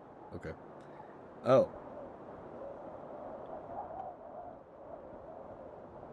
Oh, that's pretty cool. I had to rotate it a little bit because I was really confused at first. It's very nice. Very nice. It's fair. I like the icon. Welcome back. With your perception check, you were able to see that there is someone with a torch heading down from the mountain. Their path is... They're heading down the path. It seems that they will catch up to you pretty soon. Who goes there? She's gonna just yell, kind of The ignoring. the snow and wind falling down the mountain completely covers your voice. You'd have to wait till they get closer for them to hear you. She was just going to attempt to run up to. She's gonna head towards the person. Gotcha. You head towards the person. You hear the scampering around you. It seems like they're getting bolder and closer. By the time you make it to the person, it feels like they're right behind you, but as you turn around, they are not. The person that you saw appears to be a traveling merchant carrying a torch who seems to be leaving Violsklin. He just looks like a regular everyday guy.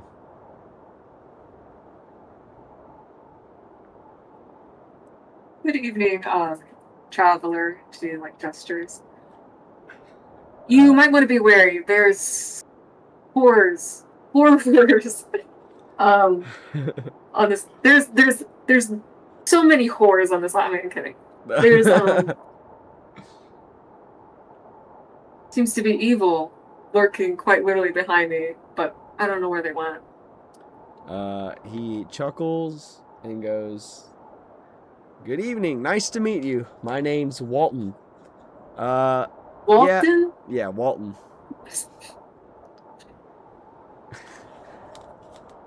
All right. If it's between that and Burton. Oh, Burton's a little bit better. Okay, his name's Burton. Bert. He's a human male. I'm not seducing Walton. Also, his name's Burton now, not Walton. He kind of looks around and looks at you and goes, "Evil? I haven't seen anything evil around these parts, unless you count the casino." What's your passive? Good one. Investigation? Oh, yeah. I'm just wondering. You're good. I saw it. Good one. Birdie. Well, carry on, then, and she's just kind of scratching her head because she doesn't see the creatures anymore. She wonders if the fire has to do anything with it. Yeah, it seems the light is either pushing the creatures away or just the light from the fire is blinding so that you can't see them in the snow. You are unable to discern which is which. As you part ways from Burton, once you get far enough away that your dark vision kicks back in, you hear a yelp and you hear a yelp and some tumbling. If you want to turn around, then I will describe what you see. Jubie's a decent citizen. She's going to turn around.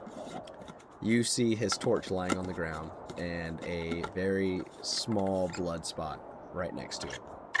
Nothing else is able to be seen.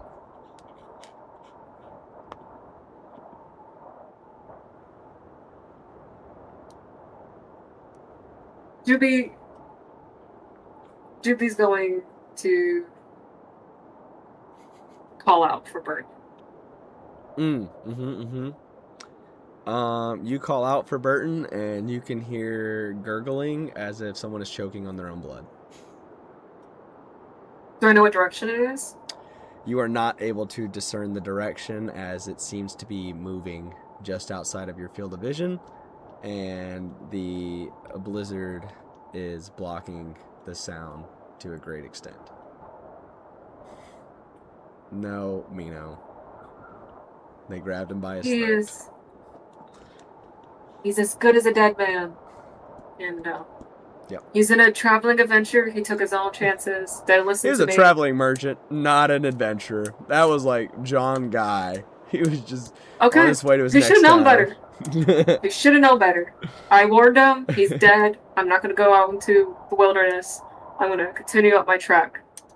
Good call, good call. All right. Though you hear scampering around you, and it seems like the creatures are closing in on you on your way up. Every time you turn around, they are nowhere to be seen, and you are able to make it to the gates of Yulsglen without any more incidents.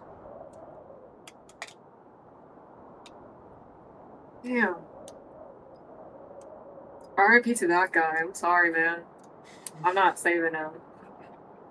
No, yeah, He's dead. that's valid. Yeah, that's a honestly valid reaction. When you get there to the gate, there are 2 gate guards standing. Guard.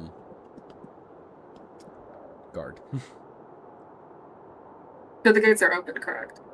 The gate is open. Yeah. Are they gonna let me walk in? I guess Jubie's going to attempt to walk in. They just nod their heads at you. They Okay. seem very bored. Jubie is going to get a room at the casino because it was decent last time she went. So. Gotcha. All right. Jubie goes to the casino, and as soon as you walk in the doors, hoping to acquire about a room for the night, you see Mr. Cheese standing by the desk talking to the clerk. Is he still just the fucking rat? Yes. Oh. Jubie is going to talk to the front desk woman or man for a room, but she's going to be staring dead at the fucking rat because it's a huge rat. I'm sorry. Yeah, Jubie can't help he's it. like, he's fat as shit. Like, you know the rat from back at the barnyard? That's what he looks like. Oh my god.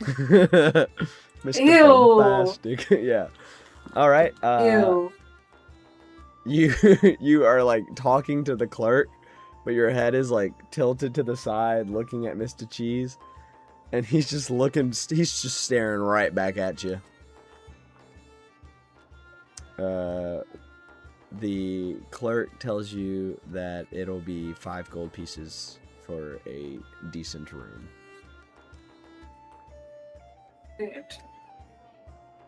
So leave me with should be 99 if you make that and 0 platinum. Okay. Okay, I hand the gold to this woman, and then I finally acknowledge the rat. Do you remember me, Mr. Cheese? Of course I do. You were with the other one, the one who beat me in the cheese eating contest, yeah? Yeah, that was Chungus. I'm not skinning the rat. That was Chungus, right? It's nasty.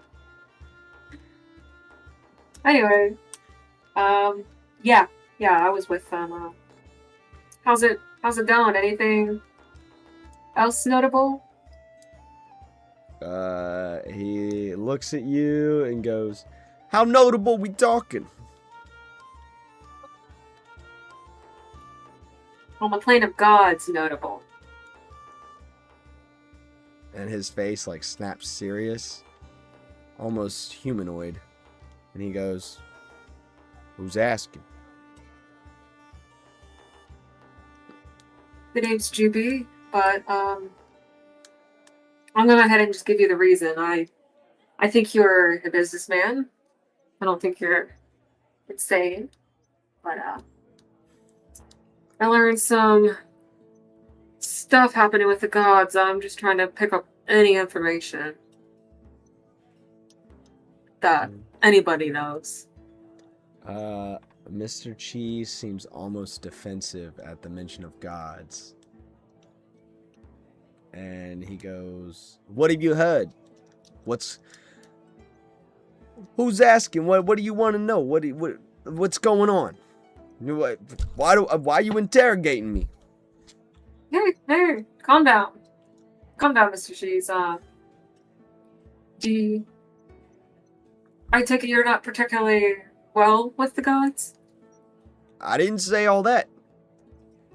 You don't need to.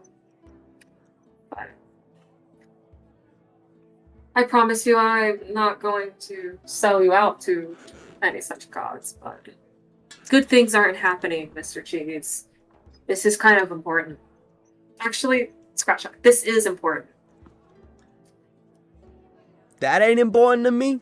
I got my casino. I got my parties. I don't really that really ain't important to me whether Titus died or not. I don't really care. Can't say anything like that. So you know about his death? Who said that? You do. That wasn't me. Okay, let's take it from the top. If you truly don't know anything, say so, but you're not. You know Titus is dead. You understand that if Titus is dead, then whatever is killing said gods gets to, you know, the rest of the people. We're all dead. You're not gonna have anybody coming to your casino. No parties. No gods, no parties. With that, he like throws his little like fat rat arms behind his head. And oh no! No more casino. This is a problem.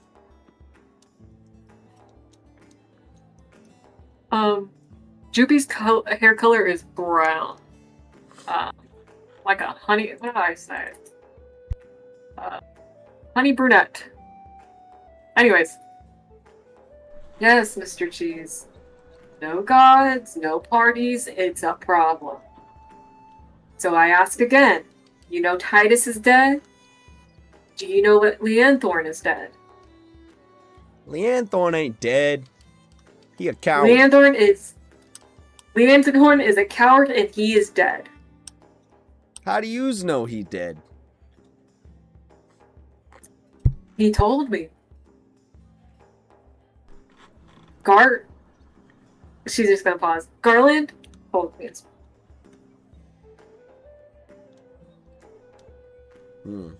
He like scratches. Do you know who Garland is? He scratches his little rat chin.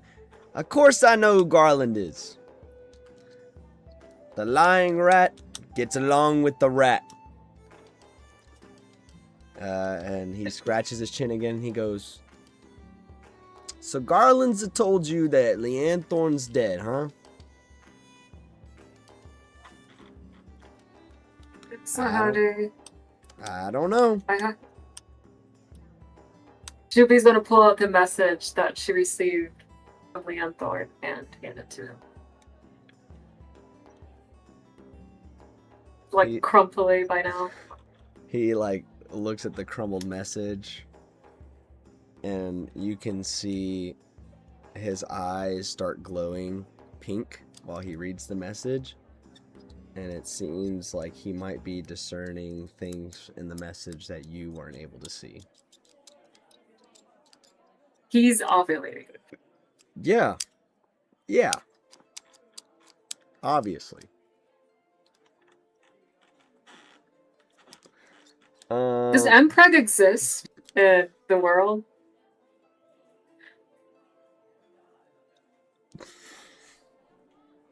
Like, just getting pregnant in general, or specifically like male pregnancy? Obviously, pregnancy is okay. Pregnancy exists. Yeah. Does Mpreg exist?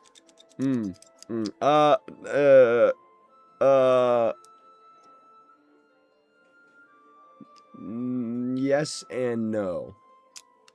I think Mino is trying to get pregnant. Strong possibility. Chungus is trying to get with Garland. I don't know what's going on. It's oddball shit. Technically yes and no. The gods are androgynous, so like technically that way impreg could happen, but they typically don't swap to their male form while pregnant. But I mean, theoretically, they could.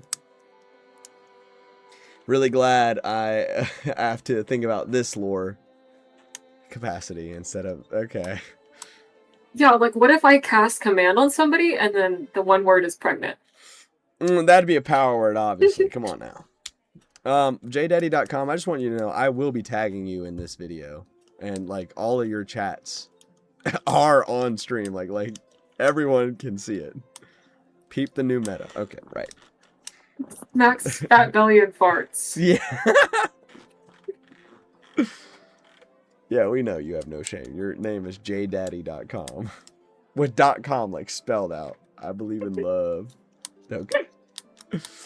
So true, King. Completely lost my train of thought. Mr. Cheese looks at the letter and goes, I could seize why you think that Leanthorn might be dead. It seems like he wants everyone to think he's dead. Do I think he's dead? No. Do I have evidence for this? No. But Thalassius might know. He knows everything. Bastard. You like? Oh, so you do not like Thalassius. No, I don't like the guy who tries to make me do my job. Talking about get out Make the you do house. your job. Get off your fat ass. What a loser. Mr. Cheese. What? What is your job? Why is Thalassius trying to make you do your job? I am not casting pregnant on Mr. Cheese. Anyways, Mr. Cheese just like, he seems like genuinely like stressed out and annoyed and like not thinking about who he's talking to at this point. He's just complaining and he's like, oh yeah, he calls me up and he's like, you gotta do your job, you gotta help out with this, you gotta do that, something about wine and making sure the mortals are partying and living their life to the fullest, but not too much, but there's no such thing as too much partying. It's a great time, it's a good time, is what I says. And then he gets mad at me and starts making it rain, but not like the good kind in the club. It's just raining. Rain. No one's having a good time. It ruins my parade. And then, so I makes the casino. And in the casino, I get to do whatever I want because the rain can't touch my parade in here. Jubie's like rubbing her face at this point. Mr. Cheese, does the name Astios mean anything to you? You's asking too many questions. You enjoy your stay. And he like hobbles away. You too, Astios.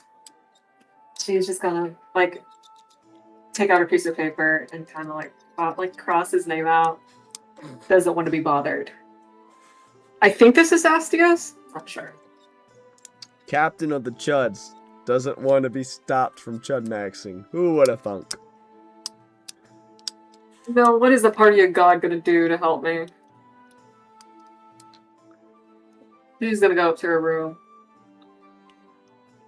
He knows. Sleep through the night. I will say, he knows a good bit because he's the party god. So he's the god everyone gets with the party and do things that they're not proud of. So he knows a whole other side of the pantheon than what you'll read in the books. Above table, obviously. But yeah, alright. Jubie goes to her room and goes night-night.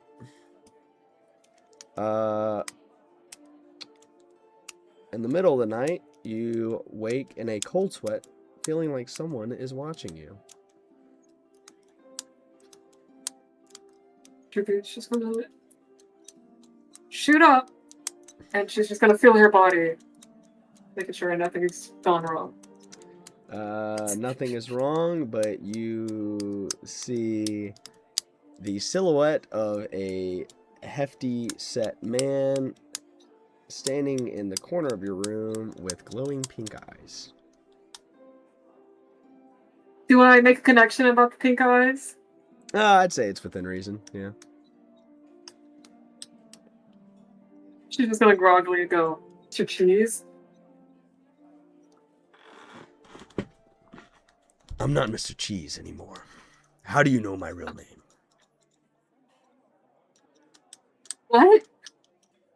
You called me by my actual name. The axe up. How do you know? How do I know? Okay, so you are confirming it for me because it was like a shot in the dark. Was I correct about Osteos? You can tell by his demeanor that he is displeased with the fact that you just told him that he confirmed the information for you. And you can hear him start smacking his head going, stupid, stupid, stupid. No, you're not stupid. You're not stupid. She's just half awake. Rubbing her face again. Yeah.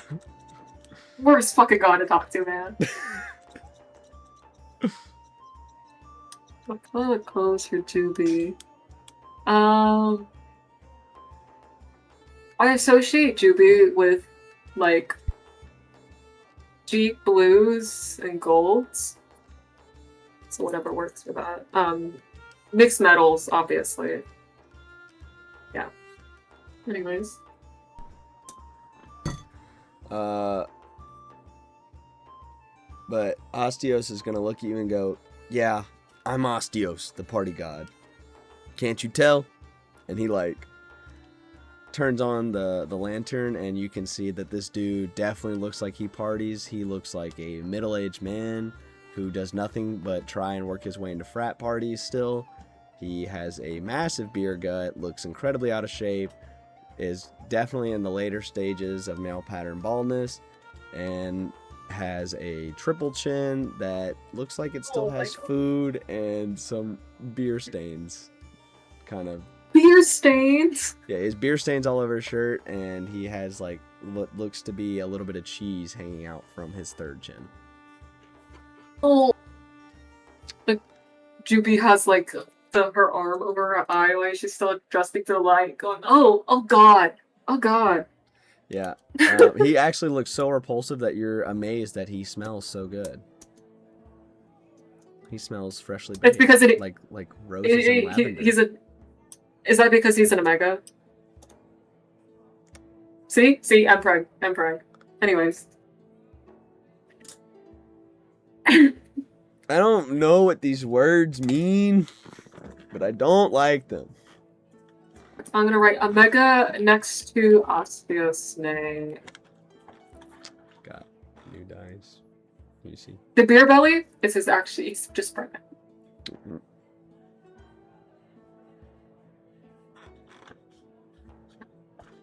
Okay. I guess, man. Does this, what time is it? It's like 3 a.m. right now. By the gods, could this have not waited until morning? Oh, nice new books. Yeah, I got Monster Manual, Dungeon Master's Guide, Player's Handbook, and a DM screen. And a dice tower and a dice set. I got a bunch of shit. I forgot you were watching the stream. I was just doing a money spread on Mino. Yeah, he is gonna look at you and be like, I don't sleep. It does not matter to me, and I really don't care about how you feel. It's kind of like my whole thing. Man? All right. And he goes, do your spiel. He goes, 1, you're calling me by my real name out in public. 2, you're asking me questions about gods and stuff in public. 3, there's too much information that you asking about in public.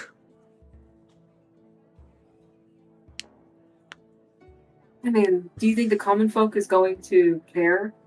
It's not the common folk I'm worried about. It's the people hiding among them I'm worried about. You're asking about Leanthorn. It's obvious he don't want people to know if he's alive or dead. He wants everyone to think he's dead. You're asking and showing me letters where it's got hidden text in it that make it sound like he ain't dead. I don't know if he's dead or alive, but it's clearly public perception. He wants to be deemed dead.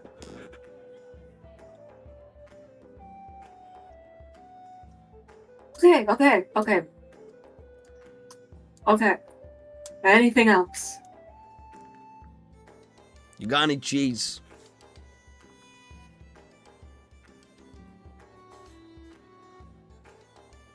don't know, man. Check my bag. Check my bag. There might be something in the rations. She points to the bag of holding. He rummages through the bag of holding and pulls out a large wheel of cheese that you know for a fact was not in there. But, anyways, you know what? I really appreciate what you just told me. Wants to think that he is dead. She jots it down mentally. Yeah. Yeah. He's like biting through the wax and just eating the entire wheel of cheese, large bite by large bite, wax and all. I'm surprised you're not bigger. He's like, yeah, I know. I look really good for my eating habits. Yeah. Also, the gods can just change how they look. I just like looking like this. Okay, that's actually nice to know that the gods can change their visuals. He goes, yeah, want to see? And he like changes into Chungus's appearance. I'd much rather you go back to your other appearance. He goes back to his like normal form and he goes, right, look at this hot stud compared to that ugly guy. Alright, Hostios. Like you said, but none of this god stuff actually concerns you. Not really, no. Are you? Go ahead. I'm sorry. I think that cut out. No, that was it. Not really. No. All right. Well, again, my name is Jubie, and I am with the other fools that came in here and gambled, and Condra. He goes, yeah, I remember you guys. You had the large cow guy and the fool I just turned into. I like them. They lose a lot of money.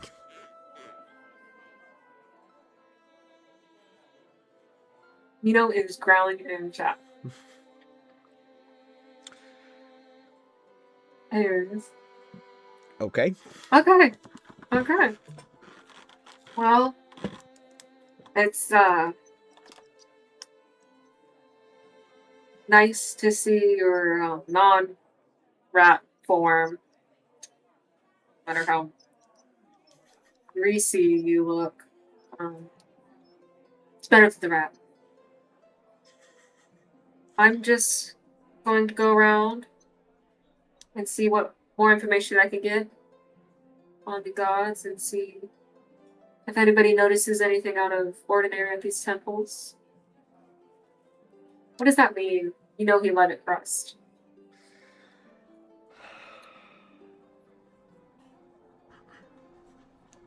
Can we have an elaboration on what that means?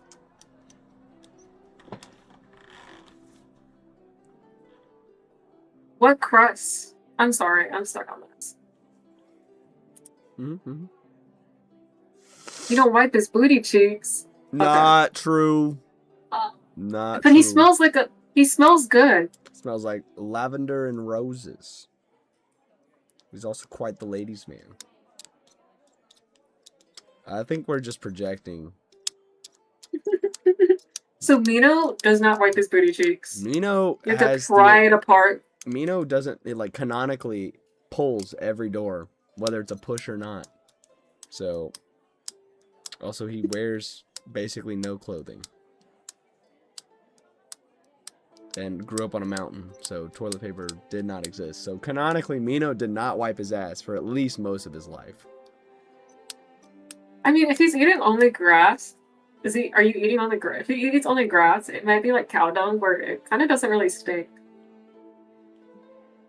Not like cows here, like true cow dung, where they eat only grass. Chungus wipes it for me. Well, Chungus and Mino are together.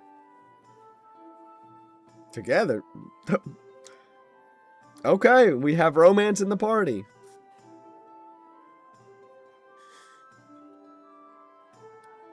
Chungus wipes Anyway, it for you. Okay, Mino, what? You can't say you're not dating and then also say he wipes your ass for you. I mean, that's pretty intimate, I fear. gay sex is straighter. Yeah. Colonel? Okay, never mind. I'm sorry. Eternal. I'm the DM. You got the fall in love with your homeboy spell. Computer, make these guys fall in love. Anyways, moving on. Is there anything else you want to ask Astios before he just leaves? Have you seen any of the other gods lately? He nods and like starts kicking his feet, giggling, and goes, "Yeah, Raijin got his ass kicked the other day. What? Yeah, someone released Ankin, and he pissed at Raijin. It was pretty funny to watch. He got his ass kicked." Ooh, between you and me, Astios, that was us. Hells yeah, I knew I likes you. You know what? Next time you see Chungus and Mino, be sure to give them a welcome. They're the ones who released them. Noted. I might set aside a little something for the gamblers, cause honestly, they're probably gonna gamble it back to me anyways. So it ain't really a gift. It's an investment. That stolen treasure is probably already back where it should be. Astios, there's nothing else you want to tell me why I am very vulnerable in my bed and you have cheese all over your face. I think I'd like to get some sleep.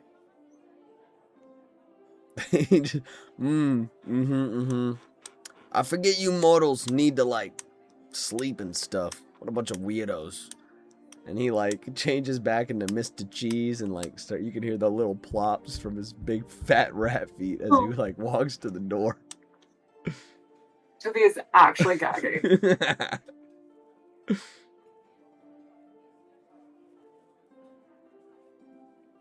Okay. Whatever. Mr. Cheese waddles across the bedroom floor. You hear a whoop as he jumps up to try and reach the door handle. Can't reach it. Changes back into Astios. Opens the door. Changes back into Mr. Cheese and walks out. He forgets to close your door. Oh my god. Jubie's just gonna take her pillow and throw it to close the door. Jubie, yeah, I'll let you just passively do that. I'm not gonna make you roll a check. Anyways. Alright, Jubie wakes up. When are you trying to wake up? I'll let you sleep till you want to. So, I'm gonna try to wake up, probably just now. Obviously, I like, dawn, not much later. But I don't know how you want the rest of this played out, because all she is going to be doing is, seek any rumors at and around temples, and potentially contact with Garland to learn about Zalthor, any of that stuff. Just the underworld in general, see how that works. Gotcha. She got a couple of theories. What about it? The person I sent her. This. Wait, timeline-wise, isn't there yet? Jeez, man. Anyways, yeah. So, do you wanna? Which temple are you starting at in Fieldsglen? Fieldsglen. I want to go first to Colossus. Okay. You proceed across town to the largest temple in town. It is made of marble with blue trim around each pillar, like water cascading down. In the center of the temple, there is a large copper or bronze statue of Thalassius holding a trident, and he is wearing a crown that has 3 dark royal blue gemstones in it. There seem to be a few clerics and other churchgoers wandering about.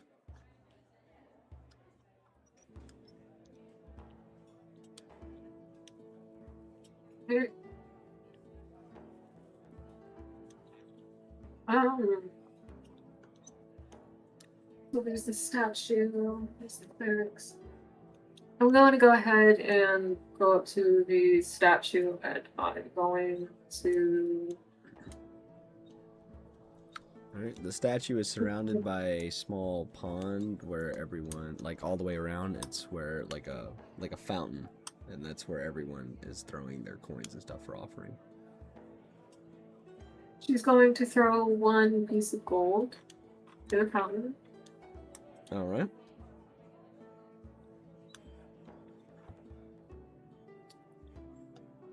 Jubie throws the piece of gold in the fountain, and nothing happens. Obviously. She's paying her respects. Who's what? She's just going to pay her respects. And she's going to... do I see anything odd within the temple itself? Roll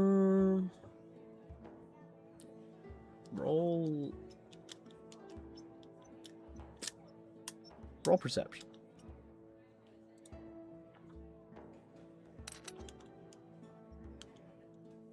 It's a 13. You notice in a far off corner, far away from everyone, there is a hooded figure hiding, seeming like they're trying to avoid the light.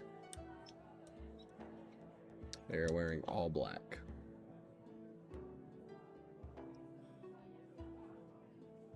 Jubie is just gonna like head towards the direction and not look at the guy or the figure. She's just gonna try to get a little bit closer without being suspicious.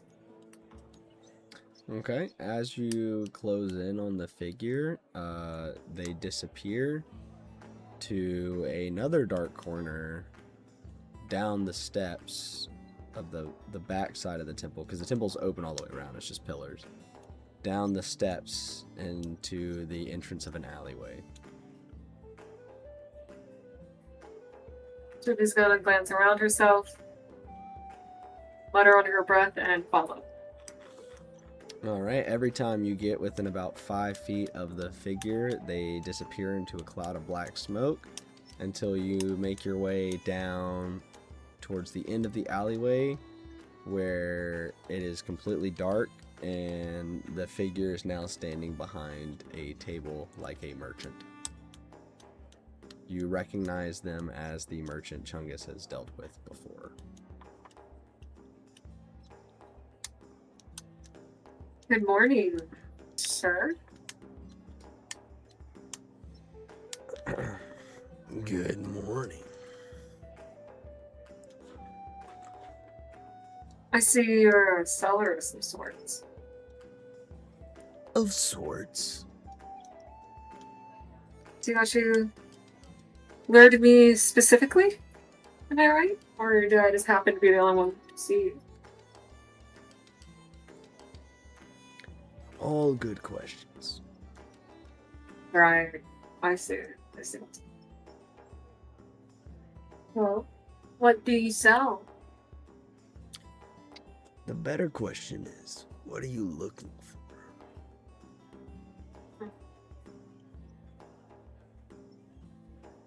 That is a good question.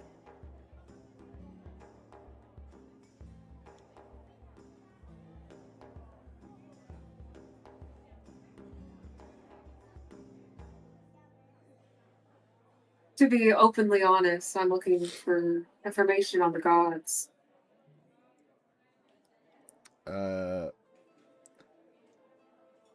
Upon the mention of the gods, you notice a flash of green in the dark eye sockets of the man. And he says, "What kind of information?"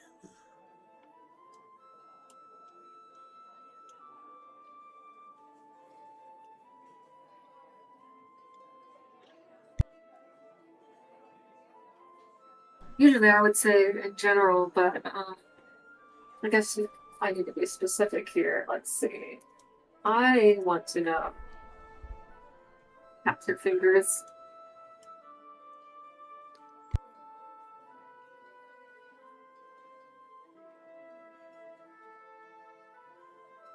I want to know how the gods are moving as we speak.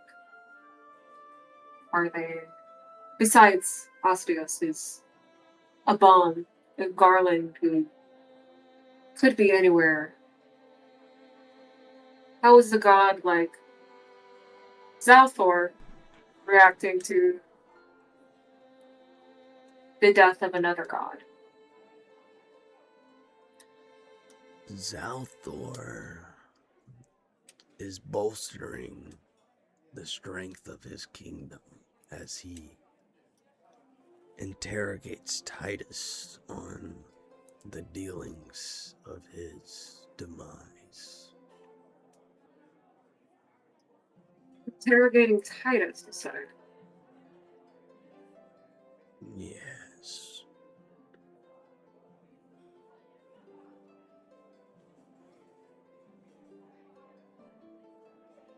Okay, bro.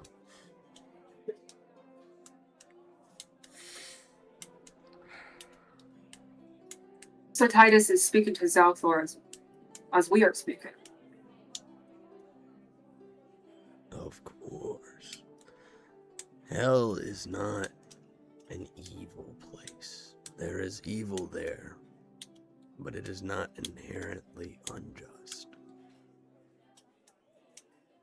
Dare I say that's oddly comforting.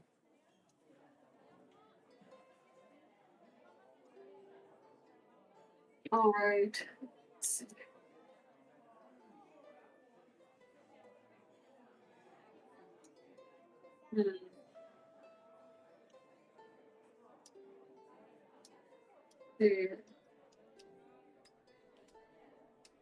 If I'm to face, or someone else is to face these gods, what must they seek? Not what's facing these gods. Let me rephrase that. Whatever killed Titus and sent him to the underworld, what must someone seek to face that?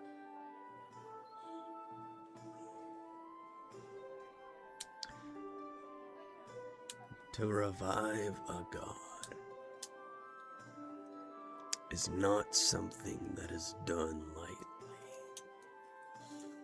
Not only do you need a deal with Zalthor, you need a deal with Titus, and you need Thalassus to agree. Molasses. He is the king. Mm. One does not simply intermingle with gods and who lives and who dies.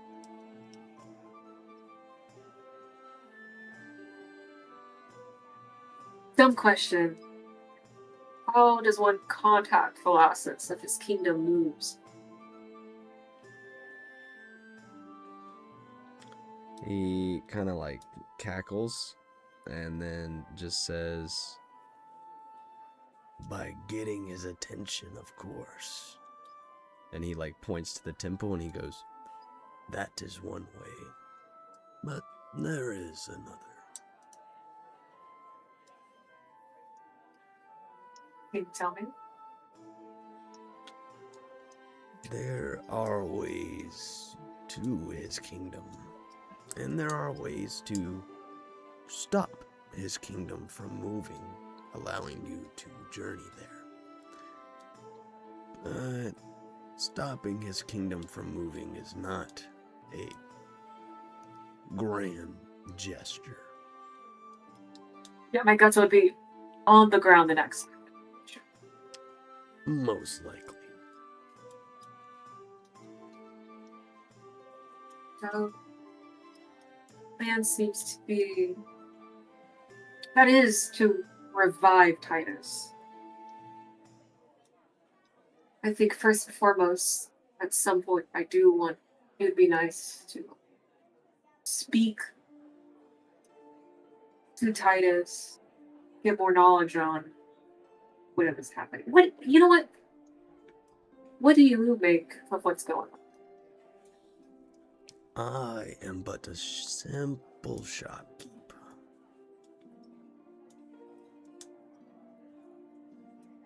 Are you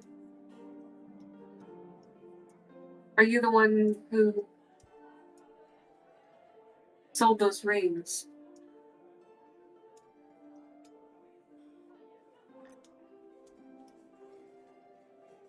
I will not lie. I am. I'm pretty sure you're not lying. Why would you sell that to Chungus? He is annoying. Fair point. I wasn't gonna give him good stuff for 3 gold and a broken greatsword.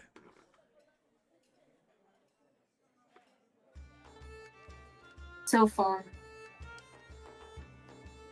I think he harvests. He holds 2 of the rings, and one of the other rings is in the hands of a follower of Titus. Interesting. These rings, they don't seem good. But they seem important. Why do you have them? I collect all kinds of trinkets and wares as I travel. So mysterious. Can't get anything out of you.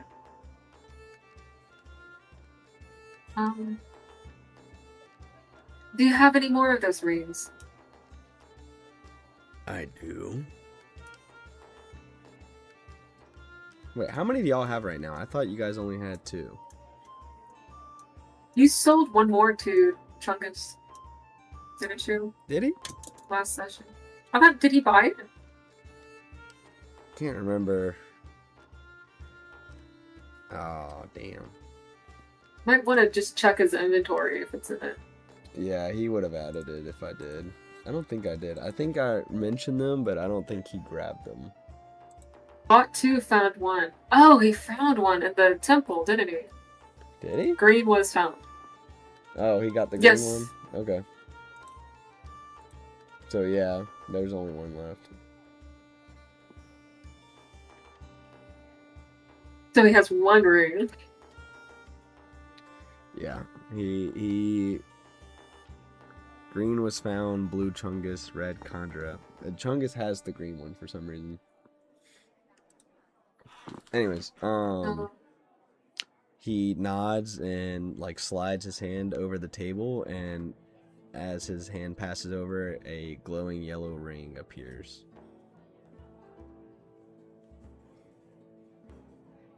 May I ask another question before this ring? He nods. I think my intelligence is higher than that. With a 20 intelligence, I think Jubie can figure this. Obviously, these rings are color-coded to the most powerful gods. He nods. What is the consequence if all of these rings are in one area? He laughs and he goes, "It is good that someone handling them has some intelligence." And then he goes, "If one person were to hold all rings, it would cause a, let's say, non-fun trip.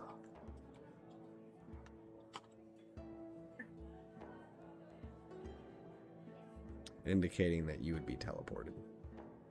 Yes. Alright, sure. For the others, I am not selling them if I purchase this ring. How much are you selling it for? He looks at you and then goes, I will give you the ring for free, but I have stipulations. Tell me. He waves his hand over the table again, and 2 more rings appear. One glows purple, and one has a skull with green flames in its eyes.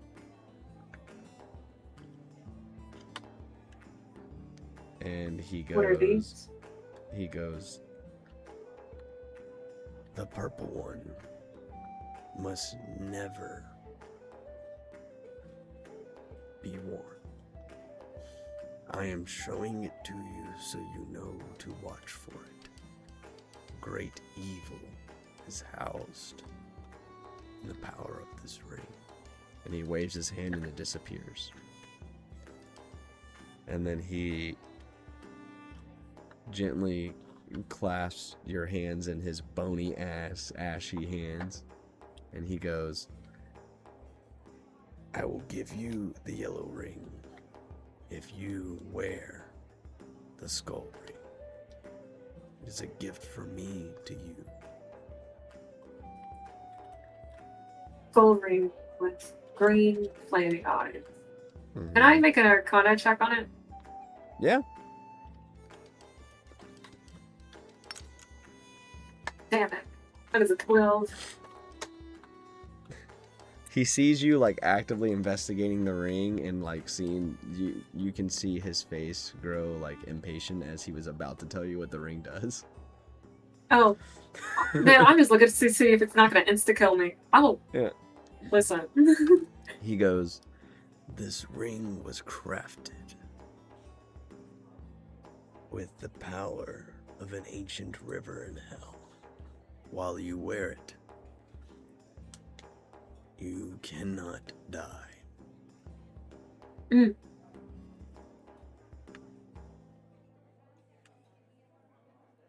But there are rules, and one cannot cheat death forever.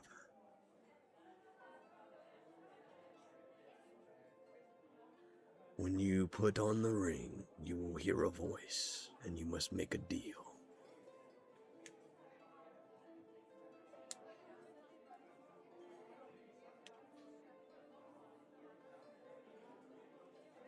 Do you accept?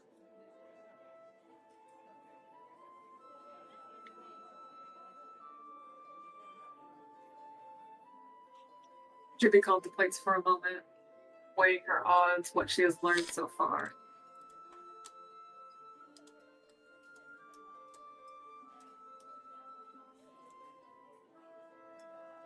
Fuck it, yes. Good. He hands you both rings and disappears into a cloud of black smoke.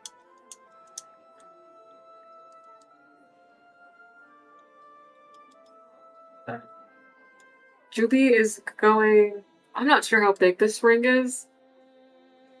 The skull because one? she is... Yeah, she's a gnome, so I'm not sure how that's going to fit. She may have to wear it on her phone. Which finger would you like to wear the ring on? Her middle. Okay. On her right hand. Okay, Jubie goes to put the ring over that is clearly oversized over her middle finger on her right hand. As she does so, the ring seems to contract to your skin, as if it's fitting itself to you. Are you going to finish putting the ring on? Yeah, fuck it. That was she understands that was the stipulation. She's gonna go through with it. All right, She I doesn't want to need see what a happens if she wisdom does. saving throw. Wisdom saving throw. Yes. Is it against magic? Because I have an advantage against. Yeah, you can have advantage. Wisdom against magic. Advantage. Don't worry, I get another roll. That was like the one roll you couldn't get. No way. No way.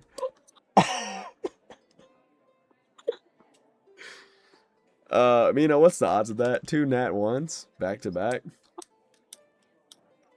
No, hold on. I'm going to cast. The only thing I can do is cast Flash of Genius on myself, and it gives a +5 to it. Go ahead, I'll allow it. That's crazy. 2 Okay. nat 1s. That's just a 6. It's Jubie dies right then and there. If your drawing is fire, can she have another try? Sure.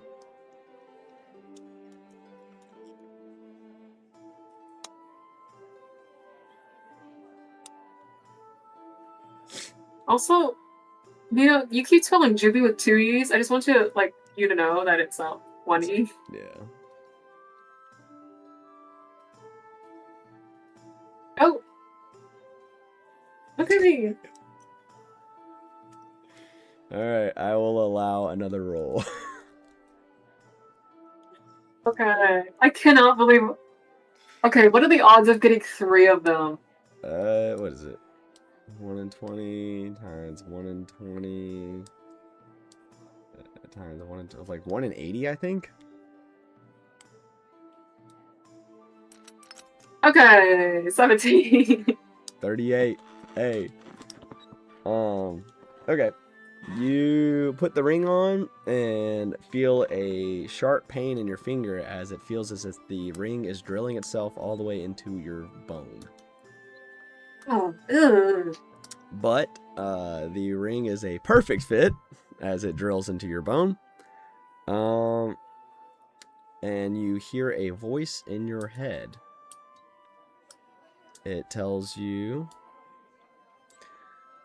while you wear the ring, you cannot go below a health point. However, should you be hit in one spot of your choosing, you will immediately drop unconscious and have to save your death with a throw. Death saving throws.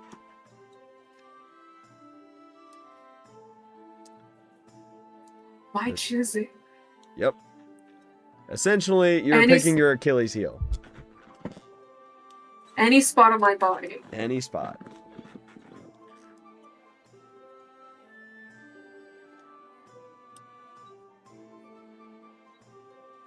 Yeah, I was going to pick. Jubie does not have a ween or. I have. You don't know that. You don't know that. No, I'm saying a ween or is not a biological part. You can't have a ween or. Oh. You can have a wiener. That's up to you. I'm not telling you what your character can and can't have. I'm just saying that's the wrong word. The literacy crisis is real. I was about to choose my pinky, but can you imagine if I stubbed my fucking toe and just died? Yeah, that would suck. You slam a door a little too hard, catch your pinky, and immediately go into death saving throws.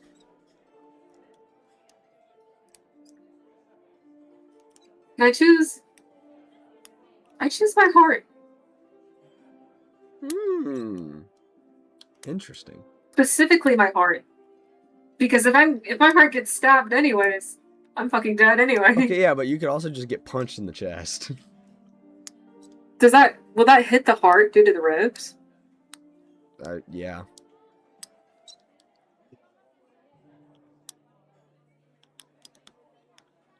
You know what? Fuck it. I'm going for my eye. It's not like it has to get pierced. It just has to get hit. So it has to just get hit. Yeah, if you get hit there, any contact, you're going into death saving throws. This is. That's why Achilles chose his heel. Or Achilles chose his heel. I think in the Percy Jackson books, he chose the small of his back, a specific small point right in his lower back, if I remember correctly. I don't know anyone else that went to the River Styx, to be honest.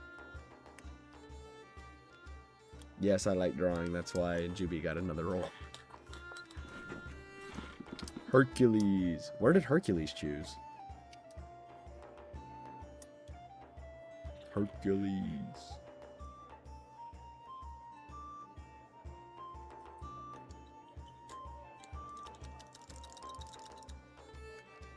Justin, the Disney movie? Oh, okay. Well, okay. Well, yeah.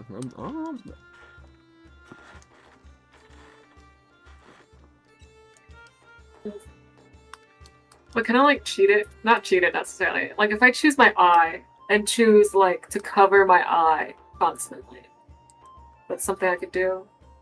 I mean, yeah, but like even if you cover your eye with like a helmet that's plate, if you get hit hard enough with bludgeoning damage, it would dent and hit your eye. But like you're less likely to get hit in the eye, so I mean, yeah. Small of the back is a good idea. And you are already wearing plate armor, so really the only thing that could hit you there is like anything that pierces or like just enough bludgeoning damage. Tongue. But you might like you're like bite your tongue and you drop dead. Yeah. Uvula? No, well, I mean technically that moves all the time. I mean, I don't know. That's weird. Okay, it's got to be outside. It's got to be on the outside of your body. You're not sitting The here. back of my neck. Small intestine. Oh, back of your neck. That's good. Like the back of the neck. I'm going for the nape. Okay, that's a very small area. Yeah, that works. And with that, you feel the little drills in the ring dig all the way into the inside of your bone. And you see your veins going up your arm start glowing green all the way up to the nape of your neck, and then they fade. You feel completely normal after the fact. Besides the ring that's like drilled into your bone.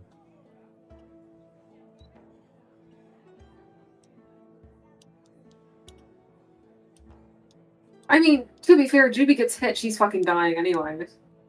Yeah, that is also part of the reason why this item was given to Jubie. She's getting flung across and dying anyway. Strong possibility. That's why she has a steel defender. That's the point. Yeah, Brochacho is level 8 and has 36 hit points. Okay. I'm going to make a plan. Let's see, so Colossus, so we'll leave the Pantheon save because I gotta talk to him.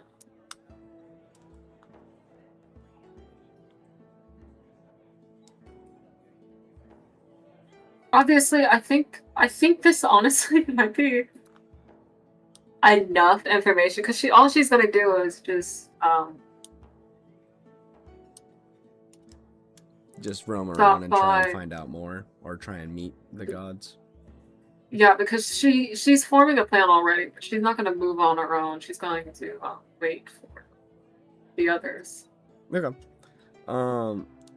You have about 3 to 4 months remaining, I think. Yeah.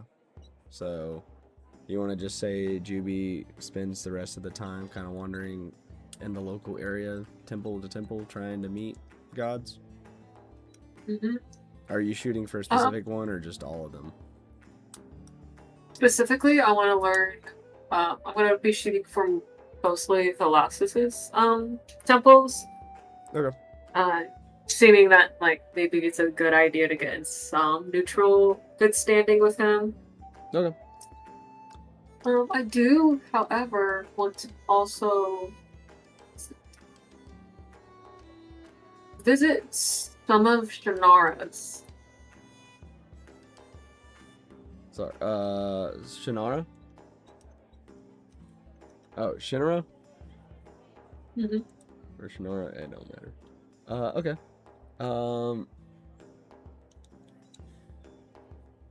What? So, while you are on your journey doing so, One day you are wandering and hear a loud thud behind you, and there is a towering figure that is casting a shadow that completely blocks the sun for you. Raising Cane's is celebrating National Chicken Finger Day with a man You who recognize it loves as Onken. chicken. My name is Busy Phillips. Oh. I am an actor. Well, hello. Can I help you? Your friends asked me to relay something to you, and I chose to do so personally rather than send Garland. Oh, I'm rather touched. Or nervous, actually. What's going on? He looks at you and hands you a note,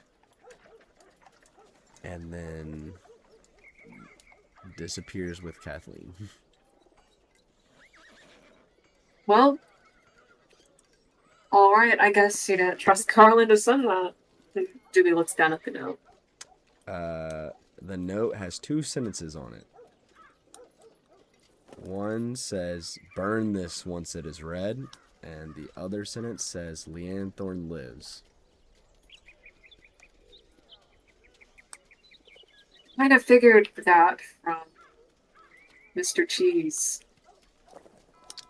She holds out the note and she just casts. She actually, you know what? She just takes out her little tinderbox and lights it on fire instead of using it.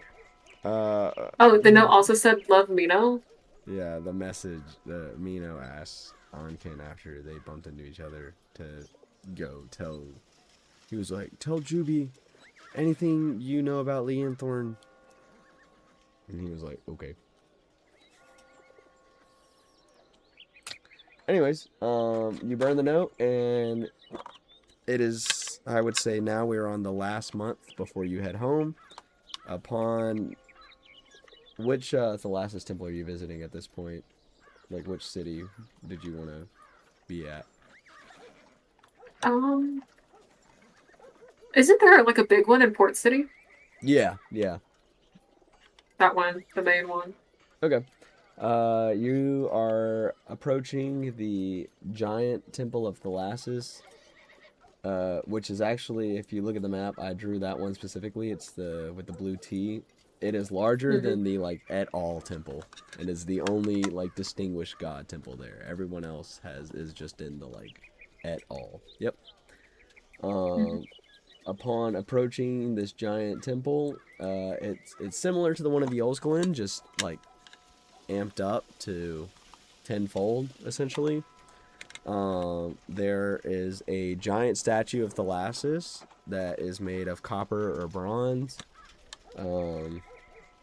Most likely bronze, since it's not oxidizing on, the port city.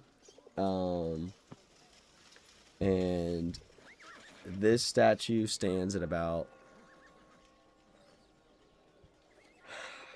Okay.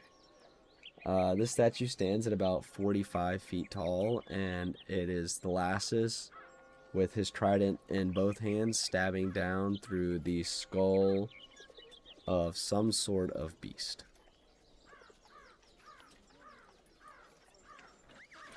And it seems like there are pulses of magical power coming from the statue, blessing the city as people pray and offer worship to it. Jubie is going to toss a coin.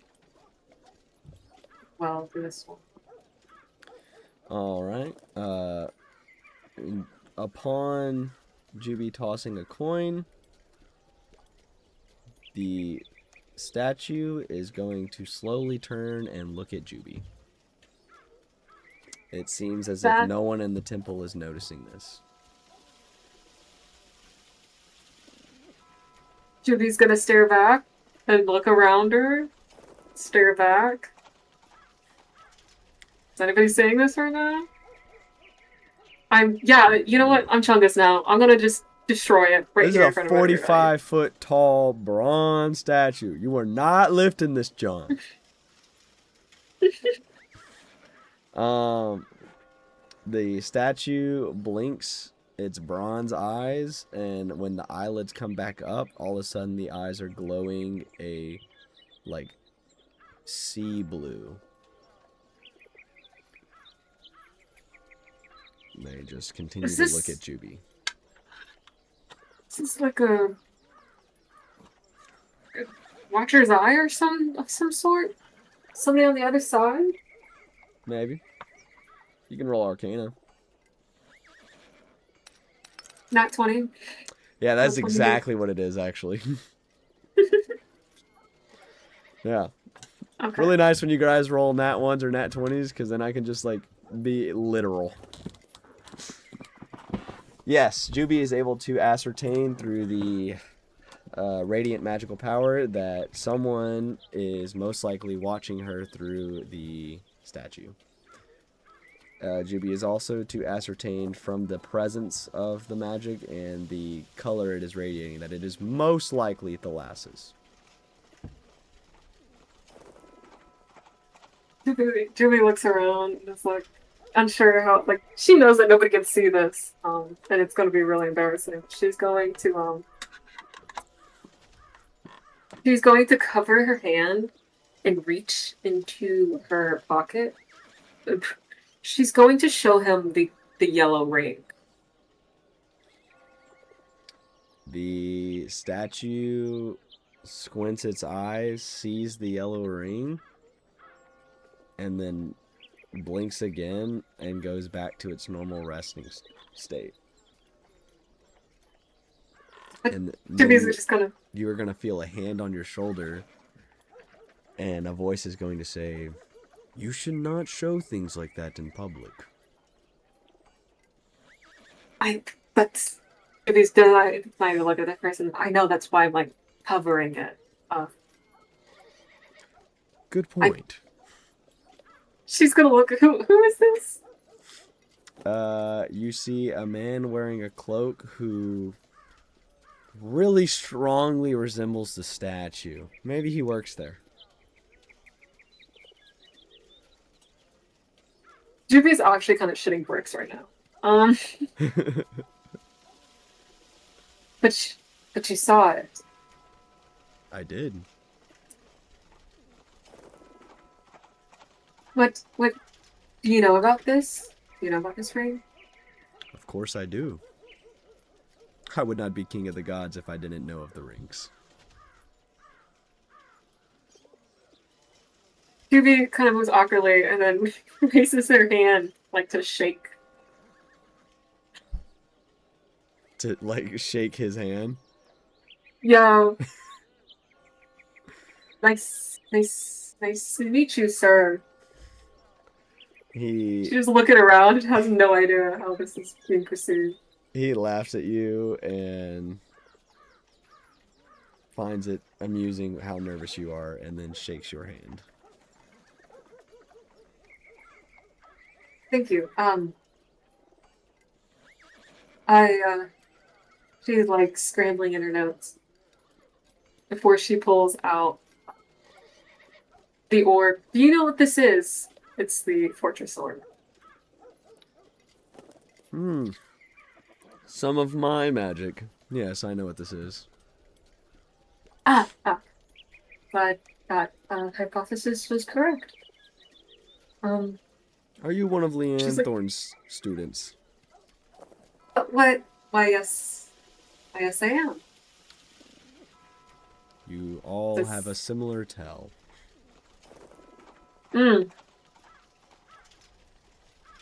Probably doesn't help that I'm a rock now. Kind of all. Anyways, she like shakes her hand. Obviously, you know what's going on, sir. I do.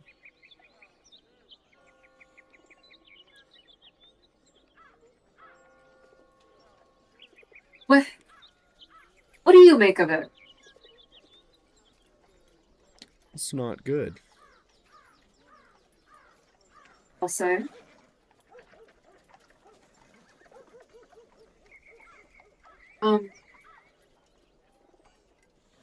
I suppose, she lowers her voice, you're under threat as well?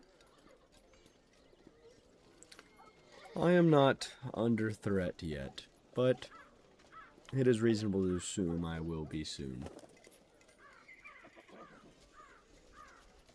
Hmm. Well, a few mere mortals are trying their best, sir, tonight, to prevent that. As foolish as that may seem, that is why I have this ring. Foolish or brave, only time will tell. But I know, I have been watching your group quite closely. So have my brothers.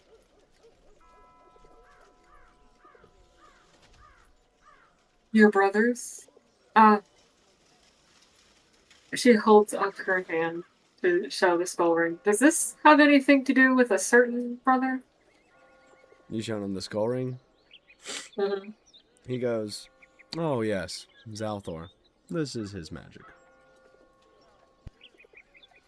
Y'all are quite color-coded, I would say. More so, we chose our domains, and the domains gave us the colors that we now are so coded by. We did not choose the color. But I agree, they're quite fitting. She goes back to the gold ring.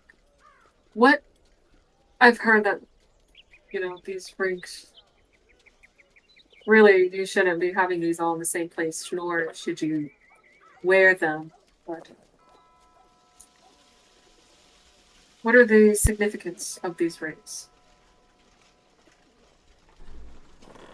He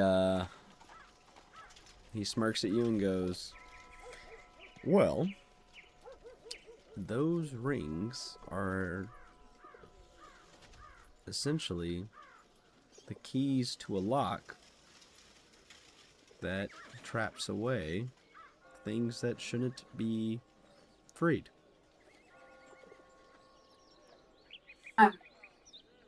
So it's more so that we should be protecting these rings.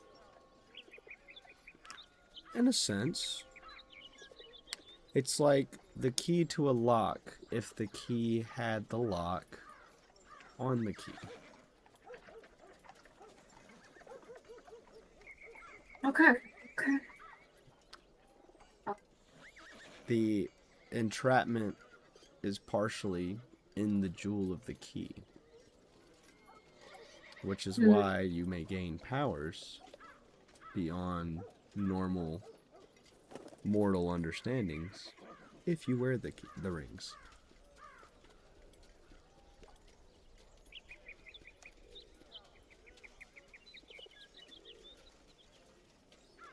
So what I'm hearing is that Chungus definitely should not be holding on to two right now. He laughs and goes, foolish or brave? That is what we're still trying to figure out. I believe to be brave, you must be a bit of a fool. And I agree that there is never one absolute. It's not always, as you mortals say, black and white.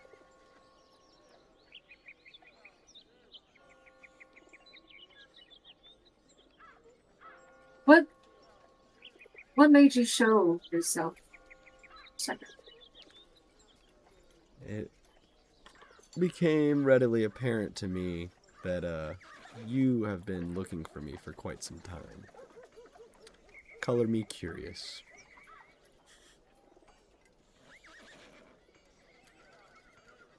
Of course, I kind of have a small question if you can humor me. Go on. Say some mortals manage a way to get out to the underworld, and we communicate with a certain dead god in Southor. Is there a way we can... Revive Titus. Yeah, thanks for saying it. There are ways, though they are typically considered taboo and unsavory. It can be done, though it does harm the pride of a god. But what is pride, if nothing at all?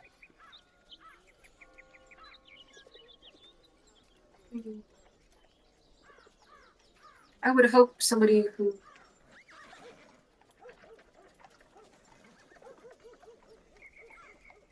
believes themselves to be the first line of defense wants to continue to be said defense and wants to continue to fight. Pride aside. So you would think.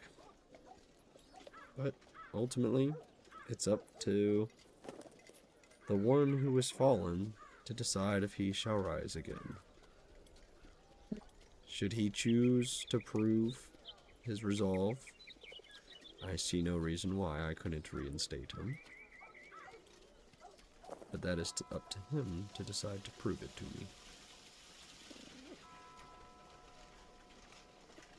me. Regardless, I think it would be beneficial to speak to Titus to see what is to be, that is chasing y'all. That is believed to be what? The older gods, the ancient gods? Old gods, eldritch abominations, take your pick. Regardless, they need to be stopped. On that we can agree.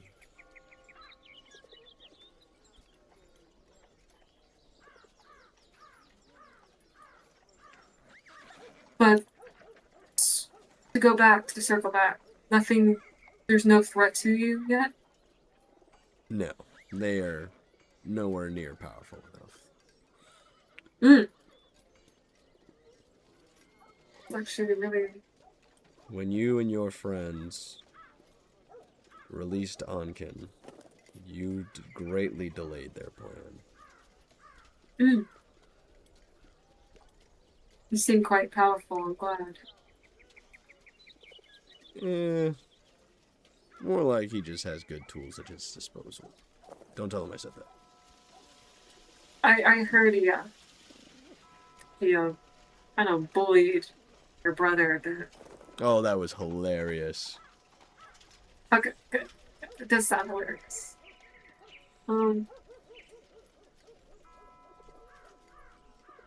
Speaking of which, Rajan, Yes. this ring relates to him.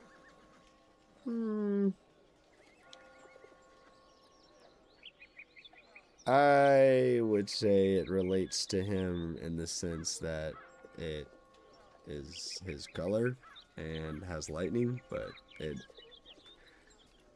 doesn't have much more to do with him than that.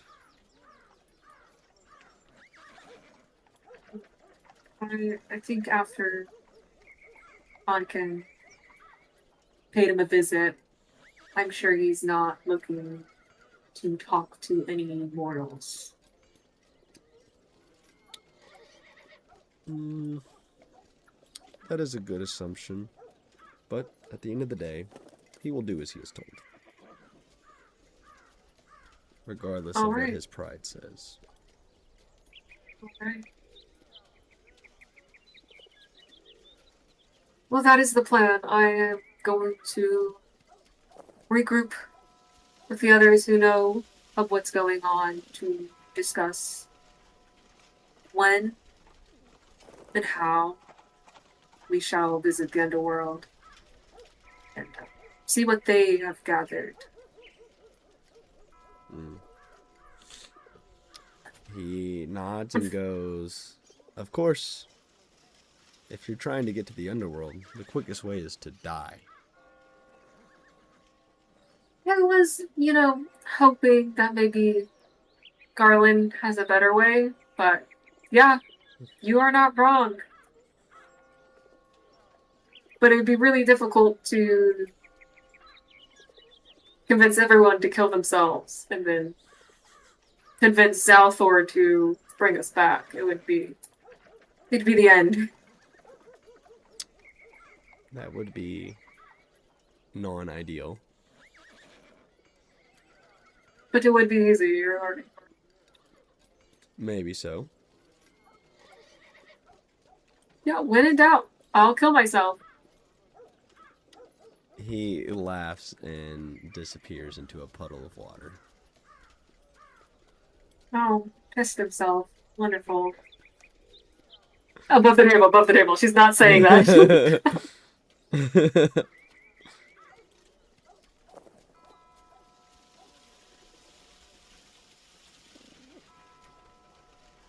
Ew, it's kind of gross that he leaves a puddle of water. No, like he It stepped really looks onto like- a puddle of water and disappeared. Oh, okay. I He thought didn't he- just make a puddle of water. No. I was like, he's like leaving puddles of water everywhere. I'm like, that's kind of gross. It kind of does look like he's pissing himself. No. He stepped into a puddle of water and then disappeared because he was in water. Well, I think with that Jubie's going to probably regroup with Mino and share that she already knew that Leonthorn was alive, but she's going around to these temples, definitely being like, "Hey, yeah, Leonthorn's gone." If they ask, but nobody's asking. Gotcha. Sounds good. All right. Well, if you're just headed back, I think that's just about everything. Yeah, I will say that I do want to study more of that Tome of Illusions. Gotcha. Oh yeah, you did say you were looking at that. Roll me a Arcana check and a Perception check. That's a 19. Perception, that's only a 10. Did you want to use your ability to increase that or no?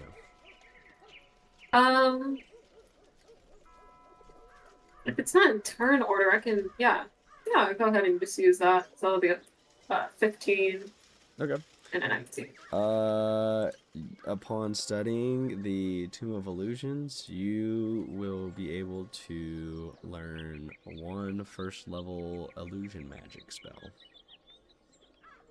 Okay. Though you have a searing headache because the book itself is of illusion magic, so it is illusions upon illusions that you have to discern to figure out what the hell it's trying to say. But you are able to learn one spell. One Alright. spell, first level. First Alright. level illusion magic, so yeah, we can go over that later.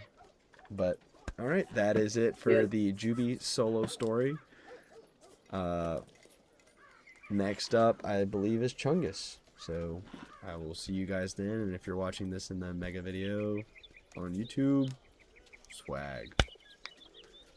Anything to say bye-bye, Jubie? Jubie's last plan is to kill herself. That's it. Nope. Oh, you can't put that. You cannot put that on YouTube. I'm sorry. You cannot put that on YouTube. Anyways, in game. Bye-bye.